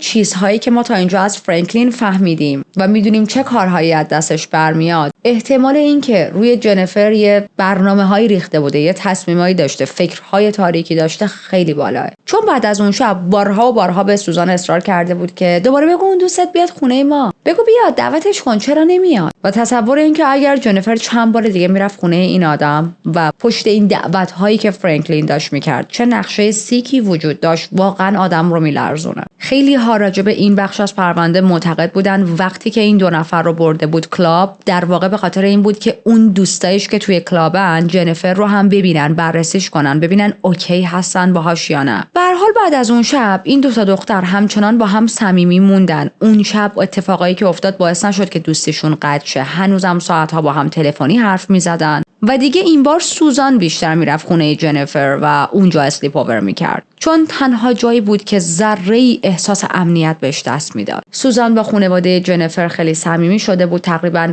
نصف وقتش رو توی خانواده جنیفر میگذرون و اینکه اونجا احساس امنیت میکرد و نه تو خونه خودشون نشون میده که فرانکلین چه تسلط ظالمانه‌ای روی سوزان داشته و چقدر این بچه رو اذیت میکرده. بعد یه چیز خیلی عجیب دیگه که راجع به این پرونده وجود داره. توی اکثر پرونده های آدمربایی ما میبینیم که شخص آدمربا، اون مثلا کودک رو یا اون شخصی رو که رو بوده، یه جا زندانی میکنه و نمیذاره که از اون محیط بیاد بیرون، هیچ آزادی بهش نمیده. اما خب توی این کیس داستان کاملا متفاوته. ما سوزان رو میبینیم که هر جا میخواد میتونه بره، خونه دوستاش میتونه بره، مدرسه میتونه بره و این نشون میده فرانکلین انقدر سوزان رو برین واش کرده بود، انقدر ترسونده بودش، تهدیدش کرده بود و از نظر روحی و روانی و فیزیکی آزارش داده بود که این دختر میترسید اصلا کار دیگه ای بکنه. یعنی هر جا میرفت باز دوباره برمیگشت سمت فرانکلین. میدونست که این دختر هر جا بره، مدرسه بره، دوست پیدا کنه، حتی اسلیپ اوور کنه خونه یکی از دوستاش، بازم یک کلمه از واقعیت‌های توی خونه رو نمیگه به بقیه. یعنی ما داریم در این پرونده یک کنترل مطلقی رو میبینیم که بدون قفل کردن در و قل و زنجیر و اینجور چیزاست و به نظرم این خیلی وحشتناک‌تره. یک قفل ذهنی ما داریم میبینیم. سالها همینطوری میگذره و سوزان در ظاهر زندگی کاملا نرمالی داشت، اما ما میدونیم پشت پرده چه خبره، میدونیم تو چه جهنمی داره زندگی میکنه. تا این که میرسیم به سال 86، سالی که قرار بود زندگی سوزان از 0 تا 100 عوض بشه، چون قرار بود اون سال فارغ التحصیل بشه. یادتونه چقدر توی درس خوندنش نابغه بود و هنوز همون رویای رفتن وارد شدن به ناسا رو تو سرش داشت و انقدر برای این رویا تلاش کرد، جنگید و خب به اندازه کافی هم باهوش بود که موفق شد فول اسکالرشیپ دانشگاه رو بگیره. یعنی دقیقاً همون دانشگاه رویاییش، همون دانشگاهی که میتونست بعد از تموم کردن درسش وارد ناسا بشه. و البته این بهترین فرصت بود برای اینکه از دست فرانکلین فرار کنه. وقتی نامه پذیرشش اومد، سوزان از خوشحالی رو ابرا بود، تو آسمونا بود. واقعا باورش نمیشد که بالاخره راه نجاتش رو پیدا کرده. اما وقتی این خبر رو به فرانکلین گفت، انگار دنیاش از هم فرو پاشید. فرانکلین خیلی عصبانی شد و سرش داشت فریاد میزد که حق نداری بری، تو باید پیش من بمونی. و این یعنی که تمام امیدش داشت ناامید میشد. اما سوزان نمیخواست تسلیم شه و تمام مدت تلاش داشت که فرانکلین رو قانع کنه که ببین من اگر برم آیندم روشن میشه، اینجوری میشه، اونجوری میشه، بذار برم. ولی یه اتفاقی میافته که همه چیز رو تغییر میده. سوزان باردار میشه و وقتی که دانشگاه میفهمه سوزان باردار شده، بورسیش رو لغو میکنن. گفتن ما نمیتونیم به کسی که باردار اسکالرشیپ بدیم و واقعا مسخره است. ولی خب ما داریم راجع به سال 1986 صحبت میکنیم و مثل خیلی از قوانینی که تا اینجا ما رو متعجب کرده، این هم یکی از اونا بود. وقتی از سوزان میپرسیدن که پدر بچه کیه، میگفت که یکی از بچه‌های مدرسه است. اما خب هیچ کس این حرف رو باور نداشت و زمزمه هایی توی مدرسه داشت میپیچید که پدر بچه پدر خود سوزان، فرانکلینه. دوران بارداری سوزان میگذره، سوزان بچه رو به دنیا میاره و فرانکلین مجبورش میکنه که بچه رو به فرزند خوندگی بده، اما نه به مثلا یک جایی که مثل پرورشگاه، بلکه به صورت خصوصی بچه رو ببخشه به یکی، اون هم نه مجانی، بلکه فرانکلین در ازای سپردن این بچه به یک خانواده‌ای پول دریافت کرد. قشنگی حالتی که این بچه براش مثل یک معامله بود. مثل همیشه فرانکلین وسایلش رو جمع کرد و قرار بود با سوزان دوباره دوتایی فرار کنن به یک جای جدید. و اینجا من دیگه از تغییر لوکیشنشون خیلی ناراحت شدم. احساس کردم قلب آدم له میشه وقتی میشنوه، چون الان سوزان همه چی داره. بورسیه کامل داشت، یک فرصت طلایی برای رفتن به دانشگاه داشت، یک آینده روشنی جلوی چشش بود، رویایی داشت که براش سالها جنگیده بود و الان باید همه اینا رو میذاشت پشت سرش رو رها میکرد. بعد بچه‌ها، این چیزی که الان میخوام بهتون بگم فکت نیست و یا اعتراف خود فرانکلین نیست و فقط حس منه، ولی خب یک حس قویه توی من و دوست دارم با شما به اشتراک بذارم. حس میکنم این مرد مرداک مخصوصا سوزان رو باردار کرده. مخصوصا باردارش کرده تا مطمئن شه که بورسیه‌اش قطع میشه، چون از قوانین خبر داشت دیگه. چون گفتم وقتی که به سوزان مخالفتش رو اعلام کرد، سوزان این مدلی بودش که حالا من سعی میکنم ذهنش رو عوض کنم، هی اصرار میکرد و فرانکلین وقتی میبینه که دیگه نمیتونه در برابر این اصرارهای سوزان چیزی بگه، میگه اوکی پس بهتره که باردار شه. یعنی این آدم اصلا براش مهم نبود که سوزان چه هدفی توی زندگیش داره، فقط و فقط خودش و افکار کثیف خودش براش مهم بود. خب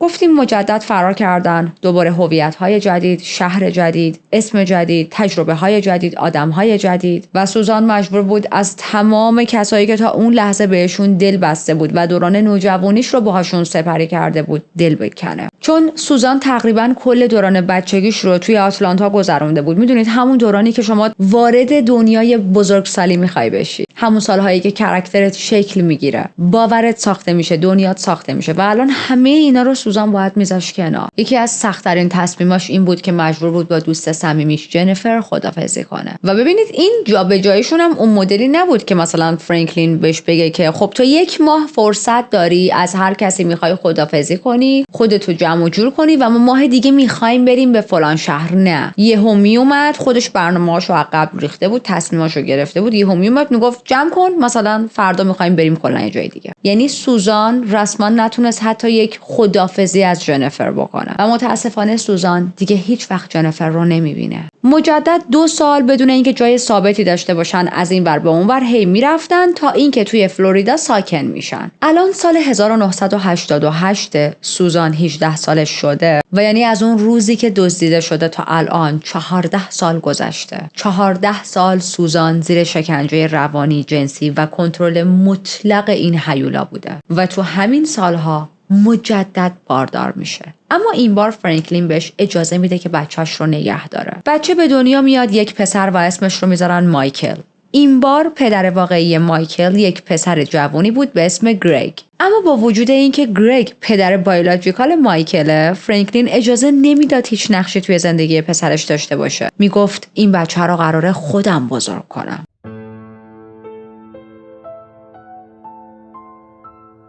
توی این سالها که مایکل هی داشت بزرگتر میشد، سوزان تونست یک رابطه خیلی عمیقی با پسرش برقرار کنه و خب خیلی طبیعیه، همین که پسرش بود، همین که سوزان هیچ کس دیگه رو توی زندگیش نداشت و این رابطه خیلی عمیق تر از یک رابطه نرمال مادر و پسری بود. سوزان شدیداً به مایکل وابسته بود و تا جایی که میتونست بهش عشق می‌ورزید. چون ببینید تا قبل از اومدن مایکل سوزان رسما دیگه هیچ امیدی برای زندگی کردن نداشت. فرانکلین همه چیزو ازش گرفته بود و الان با حضور مایکل دوباره توی زندگیش یک امیدی پیدا کرده بود. اتفاقا ناراحت کننده بعدی توی زندگی سوزان زمانی شروع شد که سوزان مجبور شد توی یک استریپ کلاب کار کنه و این تصمیم خودش نبود و فرانکلین زورش کرده بود که برو و توی این استریپ کلاب کار کن و پول در بیار و بده به من پولا رو. البته ما گفتیم رویای سوزان این بودش که بره تو ناسا، نه اینکه بره توی یه سری کلابا و جلوی یه مش مرد فریک برقصه. با وجود اینکه سوزان از ته دل از اون شغل و کار متنفر بود، ولی مثل همیشه که توی بدترین شرایط بهترین خودش رو نشون میده و بهترین استفاده رو میکنه. این بار هم همین کار رو کرد و با همه زنهایی که توی اون کلاب کار میکردن دوست شد و خیلی زود محبوب شد بینشون. از بیرون یک زن شاد و پر انرژی و مهربون به نظر میرسید. همه فکر میکردن یک مادر قوی و مستقلیه که میتونه خودش رو جمع و جور کنه. هیچ کس نمیدونست پشت پرده چه جهنمی رو داره تجربه میکنه. و ببینید واقعا این خصوصیت اخلاقی سوزان برای من عجیبه که وسط اون همه آسیبی که دیده هنوز میتونه مهربون و انسانی باقی بمونه.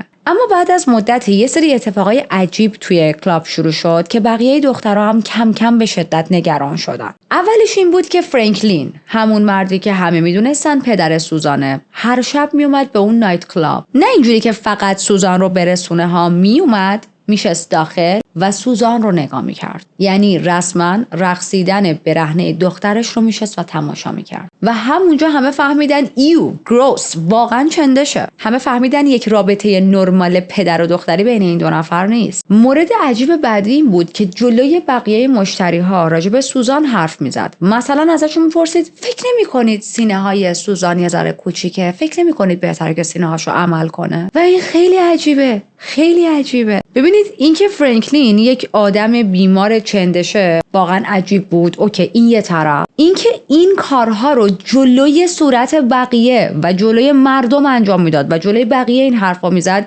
این واقعا نکست لول بود. و یه طرف دیگه این خیلی ماجرا رو دارکتر میکنه. مثلا اکثر کسایی که فریک و کریپیان بیشتر این وایب عجیب و حالت ویردو بودنشون رو داخل خودشون نگه میدارن. این آدم رسما جلوی بقیه نشون میداد که من خیلی آدم مزخرفیم، انقدر مزخرفم که دخترم رو آوردم توی استریپ کلاب، دارم برهنه رقصیدنش رو نگاه میکنم و راجع به اندامش هم دارم نظر میدم. و جا داره اینجا بهتون یادآوری کنم که این همون آدمیه که مجرم تحت تعقیب فدرال، همون کسیه که 14 سال سوزان رو دزدیده و منطقیش اینه که سوزان رو قایم کنه و نه اینکه بهش بگه برو توی استریپ کلاب جلوی بقیه برقص، شو آف کن. و خودش هم باعث جلب توجه میشه توی این محیط. بعد از مدتی سوزان رو مجبور میکنه که جراحی سینه انجام بده و سینه هاش رو بزرگتر کنه. بعد وقتی دوباره برگشت سر کار، میرفت به بقیه نگاه میکرد و به همه میگفت ببینید الان چقدر سینه های سوزان بهتر شد، الان چقدر بزرگتر و قشنگتره. اما رفتار این آدم داشت بدتر و بدتر هم میشد، چون کل پولی که سوزان از استریپ کلاب در می آورد میرفت تو جیب این آدم دیگه، ولی براش کافی نبود. خودش دیگه رسما توی این نقطه اصلا کار نمیکرد و سوزان باید خرج هر دوشون رو به علاوه مایکل بچهش رو هم میداد. برای همین سوزان رو مجبور میکنه که خدمات جنسی برای بقیه انجام بده. یکی از دخترایی که توی کلاب بود به اسم هدر میرفت مهمونی‌های خصوصی و فرانکلین هم یه بار میره سراغ هدر و بهش میگه که میشه این مهمونی‌های خصوصی که میری دختر منم با خودت ببری. و هدر این مدلی بود که داری به عنوان پدر دختر خودت رو پیشنهاد میدی که من ببرم بین یه مش غریبه و حالا مثلا خدمات جنسی براشون انجام بده. چون خب ببینید این مهمونی خصوصی بود، آدم‌های پولدارتری می اومدن، پول‌های بیشتری ممکن بود به سکس ورکرها بدن و موقعیت خوبی بود دیگه اگه سوزان میتونست از نظر فرانکلین وارد این جمع بشه. هدر قبول میکنه. توی این مهمونیایی که میرفت سوزان رو هم با خودش میبرد و فرانکلین بهشون میگه که من میرسونمتون. و این مدلی بود که هر شب سوزان و هدر رو میرسوندم اون لوکیشنی که باید و تو ماشین میشست تا اینا برگردن. رسما پیمپ دیگه. و بعد از یه مدت یک درخواستی کرد که خیلی عجیب بود. یعنی درست هر جا ما احساس میکنیم اوکی این دیگه اوج رفتار عجیب غریب فرانکلینه، یه برگ دیگه رو میکنه. به هدر میگه میشه منم بیام تو و تماشا کنم؟ و بله، منظورش این بود که بره داخل و سوزان رو ببینه در حالی که داره با مردهای دیگه رابطه جنسی برقرار میکنه. هدر وحشت میکنه و با ترس میگه که نه، معلومه که نمیتونی بیای تو. و فکر میکنید فرانکلین چی میگه؟ میگه حداقل بذار بیام عکس بگیرم ازشون. واقعا نمیدونم چی بگم. خسته شدم انقدر هیت گذاشتم رو فرانکلین. یه مقدار هیت گذاشته رو به شما هم میسپارم. یه بار دیگه فرانکلین برنامه ریخت که هدر و سوزان برن و برای یکی از دوستای فرانکلین خدمات جنسی انجام بدن. و هدر واقعا شاک شده بود. این مدلی بود که یعنی چی؟ بابای تو داره میگه که بریم و برای یکی از دوستاش خدمات جنسی انجام بدیم؟ تو کدوم سیاره این آدم داره زندگی میکنه؟ تو دنبال کدوم بخش VIP از جهنم میگردی که داری اینجوری رفتار میکنی؟ کدوم بخششو میخوای واسه خودت رزرو کنی مرد؟ و سوزان در جواب به هدر میگه که خیلی خونسرد، میگه که نه نگران نباش، چیز مهمی نیست. این مرد دوست قدیمی بابامه و منم تقریبا کل عمرم باش رابطه داشتم. و هدر مغزش در حال انفجار بود. ببینید تا قبل از این چیزهایی دیده بود که خب خیلی رد فلگ بود و متوجه شده بود که فرانکلین خیلی آدم مریضیه، خیلی سیکه، دیسکاستینگ. اما از اینجا به بعد دیگه واقعا داشته چیز نکست لول میدید. میگه که ببین نه دیگه این رابطه شماها فقط یک رابطه مریض نیست، این رسما ساین آف ابیوزه. و هدر خوب میفهمید که سوزان چی داره سرش میاد و تو چه جهنمی داره زندگی میکنه، به خاطر اینکه خودش هم دقیقاً یه همچین جهنمی رو تجربه کرده بود. هدر وقتی 9 سالش بود توسط یک متجاوز سابقه دار دزدیده شده بود و 5 سال زندانی این آدم بود. ماجرای هدر خودش یک تراژدی کاملا جداست و الان نمیخوام وارد زندگی هدر شم. شاید روزگاری سراغ داستان اون هم رفتیم، ولی این که 2 نفر با چنین گذشته‌ای یه جا همدیگر رو دیدن، این نشون میده که جنایت‌های دارک در این دنیا خیلی بیشتر از اون چیزی داره اتفاق میفته که ما فقط تو کیس‌های جنایی راجبش با خبر میشیم و میشنویم یا میبینیم. هدر میدونست چه بلایی داره سر سوزان میاد، برای همین رفت سراغش. بهش گفت سوزان باید فرار کنی، بیدار شو. وقتشه که خودت و مایکل رو نجات بدی. این زندگی که تو داری تجربه میکنی اصلا یه زندگی نرمال نیست. و اونجا بود که سوزان برای اولین بار جلوی هدر شکست. زد زیر گریه. شاید اولین بار بود که واقعا تونسته بود خود واقعیشو نشون بده. به هدر میگه که نمیتونم از این مرد جدا شم. تهدیدم کرده که اگه فرار کنم منو پسرمو میکشه و تو نمیتونی باور کنی که این آدم چه کارایی از دستش برمیاد. و از هدرم خواست که هیچ کس رو در جریان نذاره. و ببینید سوزان واقعا وحشت کرده بود و هدر وقتی که میبینه سوزان اینجوری وحشت کرده میگه که باشه اوکی، قول میدم به کسی چیزی نگم. اما فرانکلین بین کسایی که دور و بر سوزان بودن داشت دنبال یک قربانی جدید میگشت. اصلا کثافت بودن این آدم مثل یک چاهیه که واقعا ته نداره. این زن اسمش شریل ان کومسو بود، یک زن 19 ساله‌ای که توی همون استریپ کلاب کار میکرد. شریل زن خیلی مهربونی بود، اجتماعی و خوشقلب بود و یک آرزوی بزرگی داشت، اونم این که بتونه یک روزی بازیگر هالیوود شه. اما خب از موقعی که رفت توی اون استریپ کلاب کار کنه تا بتونه یه مقدار کانکشن پیدا کنه یا حتی یه پسندازی جمع کنه که وارد دنیای هالیوود شه، بعد چانسی آورد و با فرانکلین برخورد کرد. فرانکلین فهمیده بود که شریل عاشق اینه که وارد دنیای هالیوود شه. برای همین یه روز میره نزدیکش و بهش میگه که ببین من چند تا کانکشن خیلی خفن تو صنعت فیلم دارم، میتونم برات نقش شروع کنم. شریل هم بسیار زیاد هیجان زده شده بود و میگه که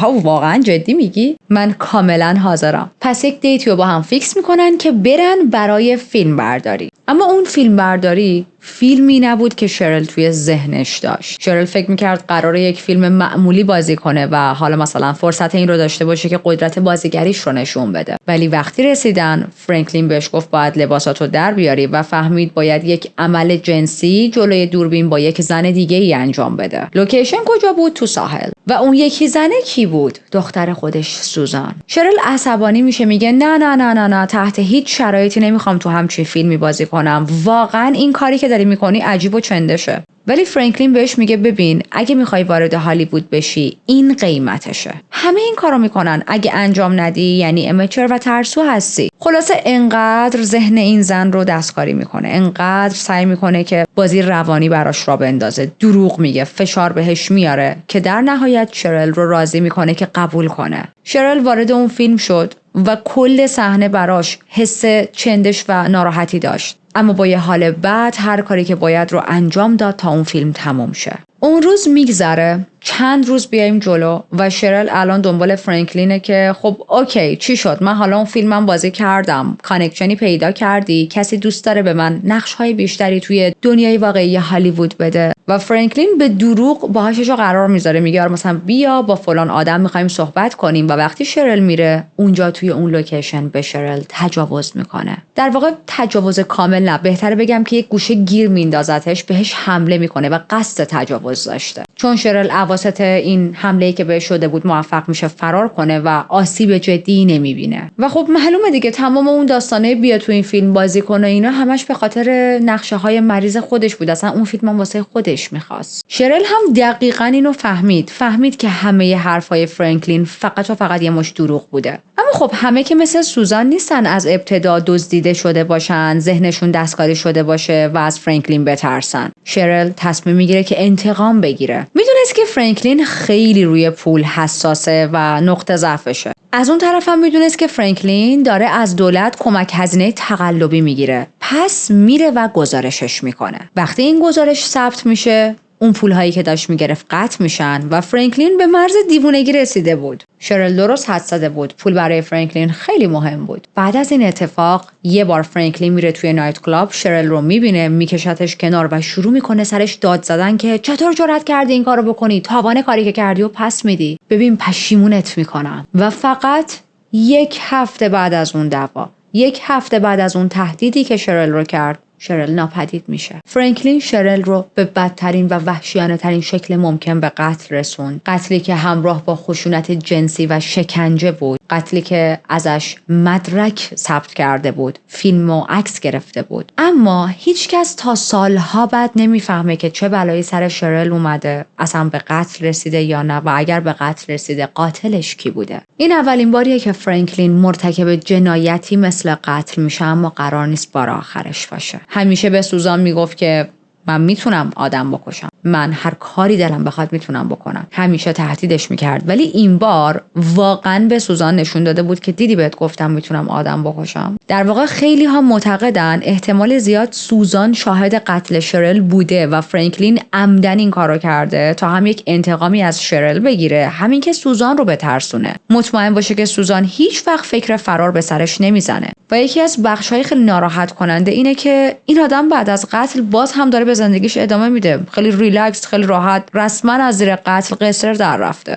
اما خب دیگه اون قدم احمق نبود که همچنان توی همون لوکیشن بمونه و دوباره لوکیشنشون رو عوض میکنن. توی این لوکیشن جدیدی که میرن اسم جدید میسازن، نمیدونم هویت جدید، مشخصات جدید، اینا هم به کنار. این بار دیگه نمیخواست نقش پدر و دختر رو بازی کنن و به همه میگفت که ما زن و شوهریم. حتی تونست یک سند قانونی ازدواج هم بگیره. یعنی با اسم جعلی، هویت جعلی، سابقه جنایی، کودک ربایی، متجاوز بودن، فراری فدرال، با وجود تمام اینا تونست یک سند رسمی ازدواج بگیره. سوزان الان حدود 20 سال است و مثل همیشه داره سعی میکنه بهترین ورژن یک مادر برای مایکل باشه، اونم درست وسط جهنمی که خودش داره زندگی میکنه. که بعد از مدتی دوباره میفهمه که باردار شده. پدر این بچه معلوم نشد، اما خب خیلی ها میگن به احتمال زیاد پدر این بچه هم فرانکلین بوده و باز هم سوزان رو مجبور کرد که بچه رو برای فرزندخوندگی بذاره، اونم به صورت خصوصی، و خودش بابت فروش این بچه به یک خانواده‌ای $7,000 پول گرفت. بعدش سوزان رو مجبور کرد که بره توی یک استریپ کلاب دیگه کار پیدا کنه و مثل همیشه همون داستان تکراری، یک زن خوش برخورد، اجتماعی، پر انرژی، با همه دوست میشه و از بیرون همه فکر میکنن اوه آدمیه که خیلی داره زندگیشو خوب مدیریت میکنه. اما خب هیچکس خبر نداشت که سوزان توی جهنمیه. توی همون استریپ کلاب سوزان با یک نفری وارد رابطه مخفیانه میشه، با یکی از مشتریهای کلاب، یک مردی به اسم کوین. و توی این دوره‌ای که هستیم فرانکلین خیلی اعصابش گمرغی تر شده و خیلی بدتر شده و داره تقریبا هر شب سوزان رو کتک میزنه. یعنی واقعا هر شب، به خاطر اینکه میگه تو پول کافی نمیاری. اگر سوزان اون روز توی استریپ کلاب کمتر از $200 در می آورد، یک کتک حسابی میخورد از فرانکلین. و کار به جایی رسیده بود که سوزان با وجود تمام ترسایی که از فرانکلین داشت مدام میگفت دیگه نمیکشم، دیگه نمیتونم، من باید فرار کنم از این زندگی. و این موضوع رو به کوین میگه که من دیگه نمیتونم با این آدم زندگی کنم، من از پدرم متنفرم و همه این حرفا. و کوین هم میگه که اوکی، من خیلی جدی پشتتم. با هم نقشه فرار میریزن. میخواست این آدم، این مرد، با سوزان و مایکل فرار کنه، زندگیشون رو از صفر شروع کنن. میخواست مثل یک پدر واقعی برای مایکل باشه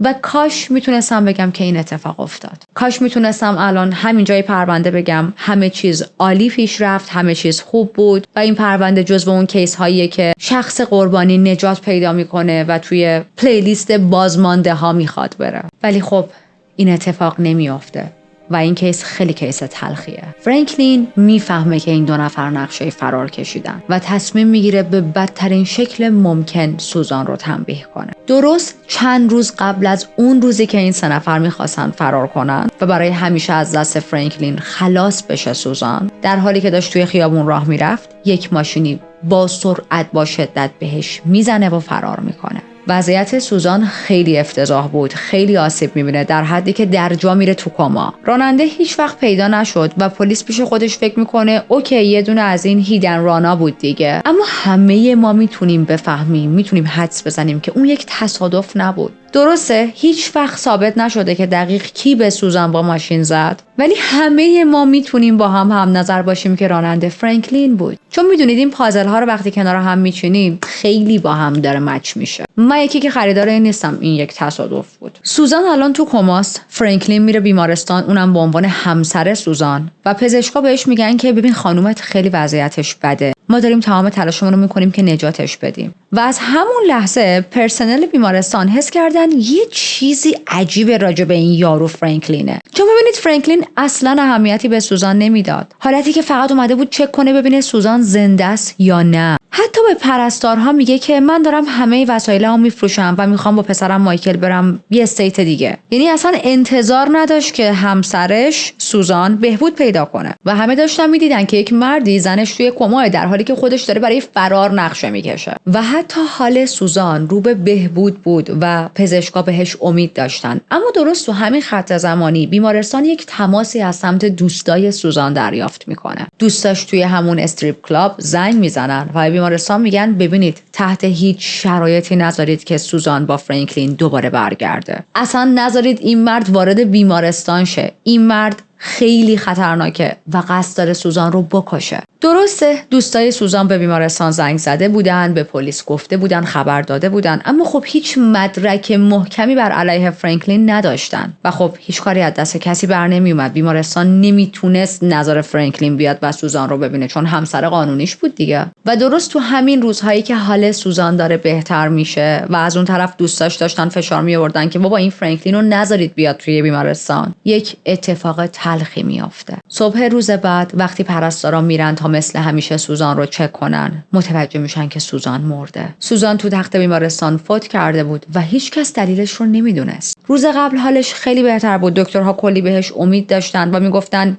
نشونه ای از وضعیت خطرناک توش وجود نداشت، دیده نشده بود. بعد یهو فردا صبحش بدنش بیجون روی تخت بود. خب این خیلی عجیبه. کل کادر درمان شاک شده بودن چون اصلا هیچ دلیل منطقی برای این اتفاق نداشتن. تنها چیزی که میدونستن این بود که شب قبل فرانکلین کسی بوده که به سوزان سر زده. هرچند هیچ وقت رسمی ثابت نشد حتی تا همین امروز، اما همه تقریبا مطمئنن که فرانکلین اون شب سوزان رو کشته. زنی رو که 16 سال قبل دزدیدش و در نهایت هم کشتش. سوزان فقط 20 سالش بود و ما گفتیم تو 4 سالگی دزدیده شده بود. یعنی عملاً تمام عمرش رو توی قفس اون مرد گذروند. هیچ وقت زندگی واقعی، آزادی، امنیت، عشق سالم، آینده هیچ کدومو تجربه نکرد. کاش پایان داستانش فرق میکرد. کاش میتونست فرار کنه، کاش زنده میموند، کاش با کوین میرفت، کاش میتونست خودش و بچهش رو از دست این هیولا نجات بده. و کاملا واضحه که چرا فرانکلین انگیزه داشته که سوزان رو بکشه. به خاطر اینکه کل زندگی سوزان تحت کنترل این آدم بود. ولی الان سوزان اولویت‌های دیگه‌ای داشت. یک عشقی تو زندگیش پیدا کرده بود. به پسرش خیلی علاقه داشت. امید داشت برای فرار کردن و میخواست فرانکلین رو ترک کنه و بره. فرانکلین داشت میدید همه چیز داره اوضاع از کنترلش خارج میشه و نمیتونست این موضوع رو تحمل کنه. حتی اگر به قیمت گرفتن جون سوزان میخواست تموم شه. و واقعا سوزان رو مثل یک ملک، مثل شیء برای خودش میدونست. با یک ذهنیت بیماری که اگر من نمیتونم داشته باشمش، هیچ کس دیگه هم تو این دنیا نمیتونه داشته باشتش. و همینطور فرانکلین احتمالاً یک ترس بزرگ دیگه هم داشت. اونم این که اگر سوزان از دستش فرار کنه میره و همه چیز رو افشا میکنه، گزارش میده و این یعنی پایان زندگی راحت خودش. ما گفتیم سوزان یک رابطه خیلی عمیق با پسرش مایکل داشت. مایکل همه زندگی سوزان بود و موضوع تلخ بعدی اینه که بعد از مرگ سوزان مایکل هم تبدیل شد به قربانی بعدی فرانکلین. بعد از قتل سوزان فرانکلین داشت برنامه میریخت که دوباره فرار کنه. وسایلش رو جمع میکنه و میخواست با مایکل بره.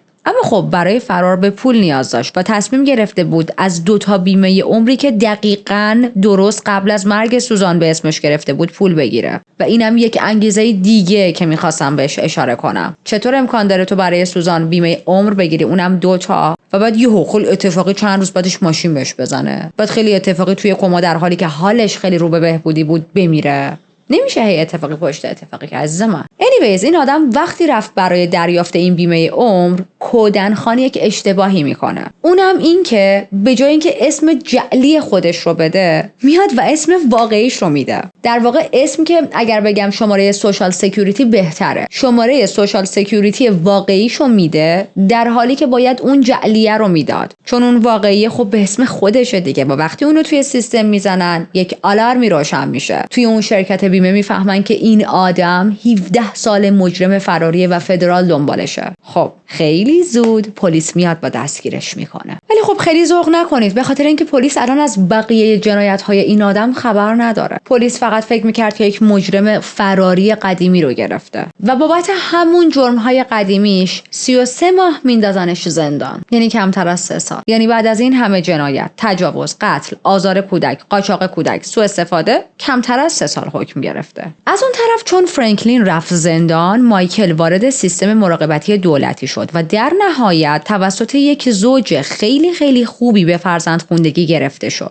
و اینجا تو این خط زمانی مایکل فقط 2 سالشه، اما از همون ابتدا کاملا معلوم بود که مایکل آسیب‌های خیلی جدی داره. اول از همه این که با اینکه 2 سالش بود اما رشدش مثل یک بچه 9 ماهه بود. بعد اینکه ساعت‌ها بی‌وقفه گریه می‌کرد، همیشه مضطرب و وحشت زده بود، مدام خودش رو عقب و جلو تکون میداد، حتی خیلی وقتا سرش رو به دیوار می‌کوبید. نه تنها نمیتونست درست راه بره، بلکه حتی نمیتونست سرش رو درست نگه داره و از فضاهای بسته به شدت وحشت داشت. و معمولا وقتی یک کودکی تا این حد از فضاهای بسته میترسه، نشون دهنده اینه که اون اشخاصی که مواظب این آدم بودن و به عنوان سرپرستش توی زندگیش نقش داشتن، برای تنبیه این کودک رو توی فضای بسته میذاشتن، حبس میکردن و این باعث شده که این بچه ترس از فضای بسته و تاریک رو داشته باشه. احتمال خیلی زیاد فرانکلین مایکل رو اینجوری تنبیه میکرد، یا حالا حتی میشه گفت یکی از روش‌های تنبیهش این بود، چون این آدم انقدر هیولاست که من اصلا باور نمیکنم فقط یک روش تنبیه داشته باشه. اما زوجی که سرپرست جدید مایکل شده بودن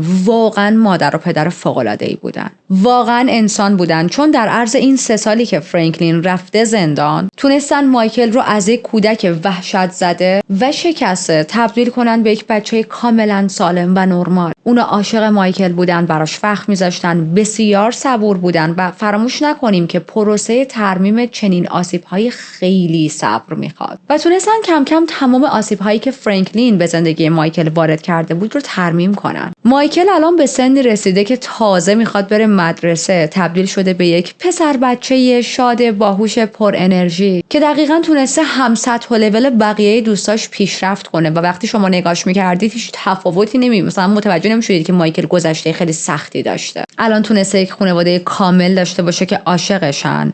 اما متاسفانه همون خط زمانیه که فرانکلین از زندان آزاد میشه و خب فرانکلین قرار نبود اجازه بده که مایکل خوشبختی رو حس کنه. از همون داخل زندان شروع کرده بود به گرفتن حضانت مجدد مایکل، در حالی که کاملا ثابت شده بود که تو دیگه پدر واقعی مایکل نیستی. چندین و چند بار درخواست‌های قانونی داد و همش رد شد و وقتی که آزاد شد تصمیم گرفت خودش اقدام کنه. 12 سپتامبر 1994 مایکل 5 ساله یه روز صبح از خواب پا میشه، صبحونه‌شو با خانواده‌اش میخوره، میذارنش مدرسه. یه روز معمولی مثل هر روز دیگه ای. اما اون روز قرار نبود معمولی باشه. فرانکلین یواشکی وارد مدرسه شد، یک اسلحه گذاشت رو سر مدیر مدرسه و تهدیدش کرد که اگر مایکل رو نیاری بیرون تو سرت شلیک میکنم. مدیر که خیلی ترسیده بود به خودش فکر میکنه اوکی، بهترین راه در حال حاضر اینه که مقاومت نکنم، مایکل رو بیارم تا جون خودم و بقیه بچه‌ها رو نجات بدم، چون این آدم اسلحه داره و حداقل به چند نفر دیگه هم میتونه آسیب بزنه. اما به احتمال خیلی زیاد این مدیر مدرسه تا به امروز داره بابت این تصمیمی که گرفته به خودش لعنت میفرسته. مدیر میره مایکل رو میاره، فرانکلین هر دوشونو با اسلحه تهدید میکنه، سوار ماشین میکنه، حرکت میکنه، میره یه جا، مدیر رو هم ماشین میکشه بیرون، میبندتش به یک درخت و دوباره گاز میده و با مایکل میره. و این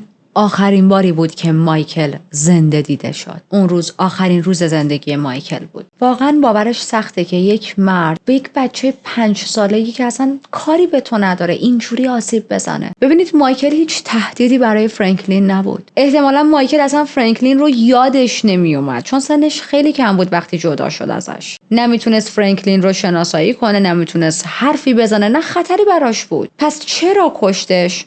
متاسفانه جواب قطعی نداریم، ولی یه نظریه وجود داره. اونم انتقام و حس مالکیته. چون میدونست مایکل همه چیز سوزان بوده، میدونست تنها چیزی که سوزان واقعا براش نفس میکشید همین بچه است و احتمالاً تو ذهن مریض خودش فکر میکرد که مایکل هم مال خودشه، با اون ذهنیت احمقانه همیشگیش، همون فکر مسخره اگه من نتونم یک شخصی رو داشته باشم هیچکی نباید داشته باشتش. اما چیزی که همه چیزو حتی بدتر کرد این بود که جسد مایکل هرگز پیدا نشد و واقعا نمیشه درد مادر و پدرش رو تصور کرد. مادر و پدری که 3 سال جون کندن تا یک بچه نابود شده رو دوباره بسازن، حالا الان مجبور بودن تا آخر عمر بدون اینکه بدونن دقیقاً چه بلایی سر این بچه اومده زندگیشون رو ادامه بدن. همون روزی که مایکل ناپدید شد، حکم دستگیری فرانکلین هم صادر شد، به خاطر اینکه همه میدونستن کار کی بوده. مدیر مدرسه رو پیدا کردن، اون تونست هویت فرانکلین رو فاش کنه و پلیس هم خیلی زود فرانکلین رو پیدا کرد و دستگیرش کردن. اما مایکل همراهش نبود. هر چی تو بازجویی ازش پرسیدن که مایکل کجاست،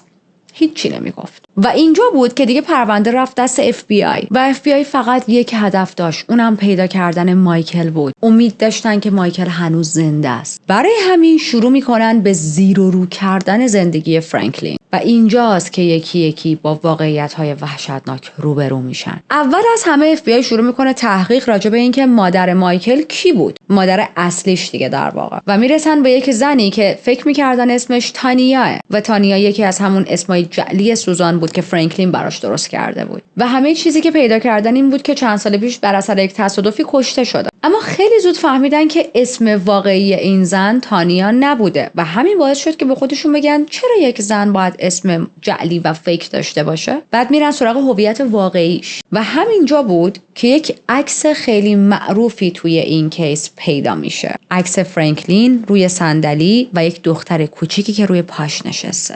FBI وقتی عکسای توی خونه فرانکلین رو دید، تازه متوجه شدن که دختر به احتمال زیاد توسط فرانکلین سالها قبل دزدیده شده بوده. همین دختری که توی عکس دارن میبینن. و FBI تا اون لحظه هیچ پرونده‌ای با این درجه از وحشت و پیچیدگی ندیده بود. ولی دقت کنید که هنوز تا اینجا هویت اصلی سوزان رو نداشتن. و FBI بعد از اینکه فرانکلین رو گرفته تازه داره میفهمه که چه حجمی از جنایات پشت این آدمه. تو چی بودی و ما ازت خبر نداشتیم؟ کجا بودی؟ اول از همه به خاطر آدمربایی که برای مایکل انجام داده بود 52 سال زندان بهش دادن. بعد رسیدن به اون عکس‌های شخصی فرانکلین، اون کالکشن شخصی که درست کرده بود از سالهای پیش. عکس‌هایی که از سوزان گرفته بود از سن 4 سالگی به بالا و توی اون عکس‌ها سوزان لباس‌های خیلی ناجور پوشیده بود و ژست‌های کاملا جنسی گرفته بود. اما اینا تنها چیزایی نبود که تو عکس‌ها پیدا شد. یک زن دیگه‌ای هم داشتن توی عکس‌ها می‌دیدن و این عکس‌ها واقعا وحشتناک بودن. مشخص بود توی عکس‌ها که اون زن به شکل وحشیانه‌ای داره شکنجه میشه و بعد کشته شده و این زن شرل بود. همون دختری که 5 سال پیش ناپدید شده بود و کسی نمیدونست که به قتل رسیده، فقط میدونستن که ناپدید شده. و خب این عکس‌ها سند محکمیه که نشون میده فرانکلین قاتلشه دیگه. همین اوییدنس کافی بود برای اینکه بگن فرانکلین قاتل شرله و حکم اعدام بگیره. اما پرونده هنوز بسته نشده بود چون 2 تا سوال خیلی بزرگ اینجا وجود داشت. یکی اینکه جسد مایکل کجاست و 2 هویت اصلی اون دختری که ما توی عکس دیدیم چیه؟ اون کیه؟ فرانکلین هم که دهنشو کاملا بسته نگه داشته بود چون لذت می‌برد از اینکه بتونه پلیس رو کنترل کنه، از اینکه میدید داره تحقیرشون میکنه، خیلی اطلاعات داره ولی بهشون نمیده. برای همین FBI به مدت 2 دهه مجبور شد روی این پرونده کار کنه تا بتونن حلش کنن، تا بتونن هویت واقعی سوزان رو به دست بیارن. در نهایت سال 2014 20 سال بعد از دزدیده شدن مایکل بالاخره فرانکلین اعتراف کرد. اسم واقعی اون دختره توی عکس رو گفت اسمش سوزانه و بعد هم اعتراف کرد که دنبال مایکل نگردید چون من کشتمش. FBI اول باور نکرد چون فرانکلین کلاً عادت داشت برای گمراه کردن پلیس اعترافای دروغ زیاد بکنه، حال میکرد از این کار. اما وقتی اسم سوزان رو بیشتر بررسی میکنن میبینن نه، اون بخشی که راجع به سوزان گفته بود درسته و همین باعث شد که بعد از تقریباً 40 سال بتونن مادرش سندی رو پیدا کنن. زنی که 4 دهه نمیدونست چه بلایی سر دخترش اومده. ولی خب متاسفانه راجع به مایکل جسدش همچنان تا به امروز پیدا نشده و مجبور شدن که پروندهش رو بعد از سالها جستجو ببندن. یعنی مایکل به صورت رسمی الان پروندهش مفقود و مرده اعلام شده. ببینید چقدر جونوره، یعنی گفته من کشتم ولی نگفته چجوری کشتتش، نگفته جسد رو کجا گذاشته. چقدر یه آدم میتونه خبیث باشه. بعدها بچه 3 سوزان که مجبور شده بود به فرزندخوندگی بده هم میاد ظاهر میشه و اسمش میگن بود، یک زن قوی که برای ادای احترام به مادرش برگشت و اسم پسرش رو مایکل گذاشت. و بعد سال 2020 با تست DNA بچه 4 سوزان رو پیدا میکنن که حالا اسمش فلیپ بود، یکی دیگه از بچه‌هایی که فرانکلین به فرزندخوندگی خصوصی به یکی داده بود، پول گرفته بود ازش. فرانکلین رو فرستاده بودن زندان و در زندان تو صف اعدام بود در فلوریدا که توی 23 جنوری 2023 توی سن 79 سالگی قبل از اینکه اعدام براش اتفاق بیفته به مرگ طبیعی میمیره. و بیایید طبق روندی که ما در این چنل داریم قبل از اینکه با هم خداحافظی کنیم چند لحظه راجع به قربانی هامون صحبت کنیم. سوزان یک زن بی‌نهایت مهربون، باهوش و پر از رویا بود. تمام زندگیش به جای کودکی و آزادی فقط درد و کنترل دید. با این حال تا آخرین نفس مهربون موند و عاشق پسرش مایکل بود. اگه دنیا جای عادلانه‌ای بود شاید الان اسمش رو کنار دانشمندای ناسا می‌دیدیم. سوزان فقط 20 سال زندگی کرد اما تأثیری که گذاشت هیچ وقت فراموش نمیشه. شرل یک زن 19 ساله بود، زنی با آرزوهای واقعی و آینده روشن. وقتی فهمید فریب خورد سکوت نکرد، تصمیم گرفت مقابل ظلم وایسه و همین شجاعت جونش رو گرفت. ولی اسمش همیشه کنار واژه مقاومت میمونه. باید به خاطر داشته باشیم که شرل هم فقط یک قربانی نبود بلکه جنگی. و اما مایکل یک بچه 5 ساله بود که تازه داشت مزه عشق و امنیت رو میچشید. مادر و پدر جدیدش کمکش کردن دوباره نفس بکشه و دنیا رو دوست داشته باشه. اما درست وقتی داشت طعم واقعی زندگی رو میچشید حق زندگی ازش گرفته شد، حتی بدون پیدا شدن جسدش. یاد هر 3 قربانی زنده و گرامی.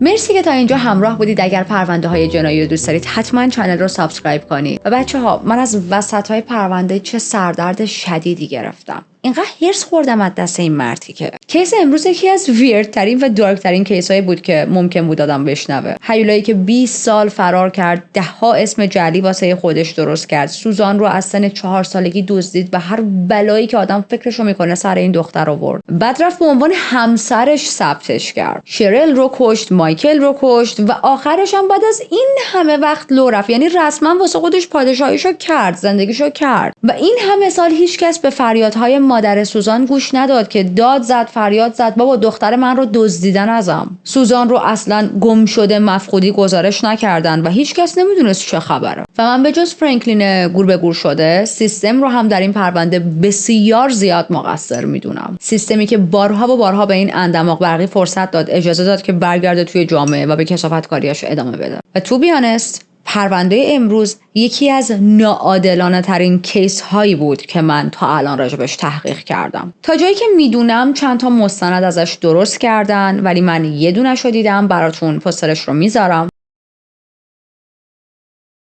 و راجب لباس امروزم امروز اصلا حوصله این که جینگول و مینگول کنم نداشتم و با لباس تو خونگی اومدم نشستم جلو دوربین. باشد که از ما بپذیرید لباس خونگی رو. کلا از صبح یه کوچولو بیحالم. شاید اصلا سردردم به خاطر مثلا همین بیحالیه باشه. شاید یه ویروس کوچیکی وارد بدنم شده باشه، نمیدونم. و این مدلی بودم که ولش کن فردا ریکورد میکنم. و از اونجایی که میدونم فردا برنامه شلوغی دارم و عمرم به ریکورد کردن نمیرسم، فردا هم میخواستم بندازمش برای پس فردا. پس به خودم گفتم پاشو جمع کن، ریکوردتو امروز انجام بده، کار امروزتون انداز فردا. ولی خب اصلا حوصله نداشتم که لباس خاصی براش آماده کنم و رسما با همین لباسی که دارم تو خونه میگردم اومدم نشستم جلوی دوربین. بهتون گفته بودم با لباس خونگی و پیژامه یه روز میام. اون روز رسید، امروز اون روز بود. ممنونم از همه حمایتاتون، ممنونم از تمام کامنت هایی که میذارید، ممنون از اون دوستایی که یه سری مبالغ رو میفرستن زیر ویدیوها. حمایتتون خیلی برای من با ارزشه. فراموش نکنید که حتما راجع به این کیس هم برای من کامنت بذارید. میام همه کامنت ها رو میخونم تا جایی که وقتم اجازه بده و توی پرونده های بعدی میبینمتون.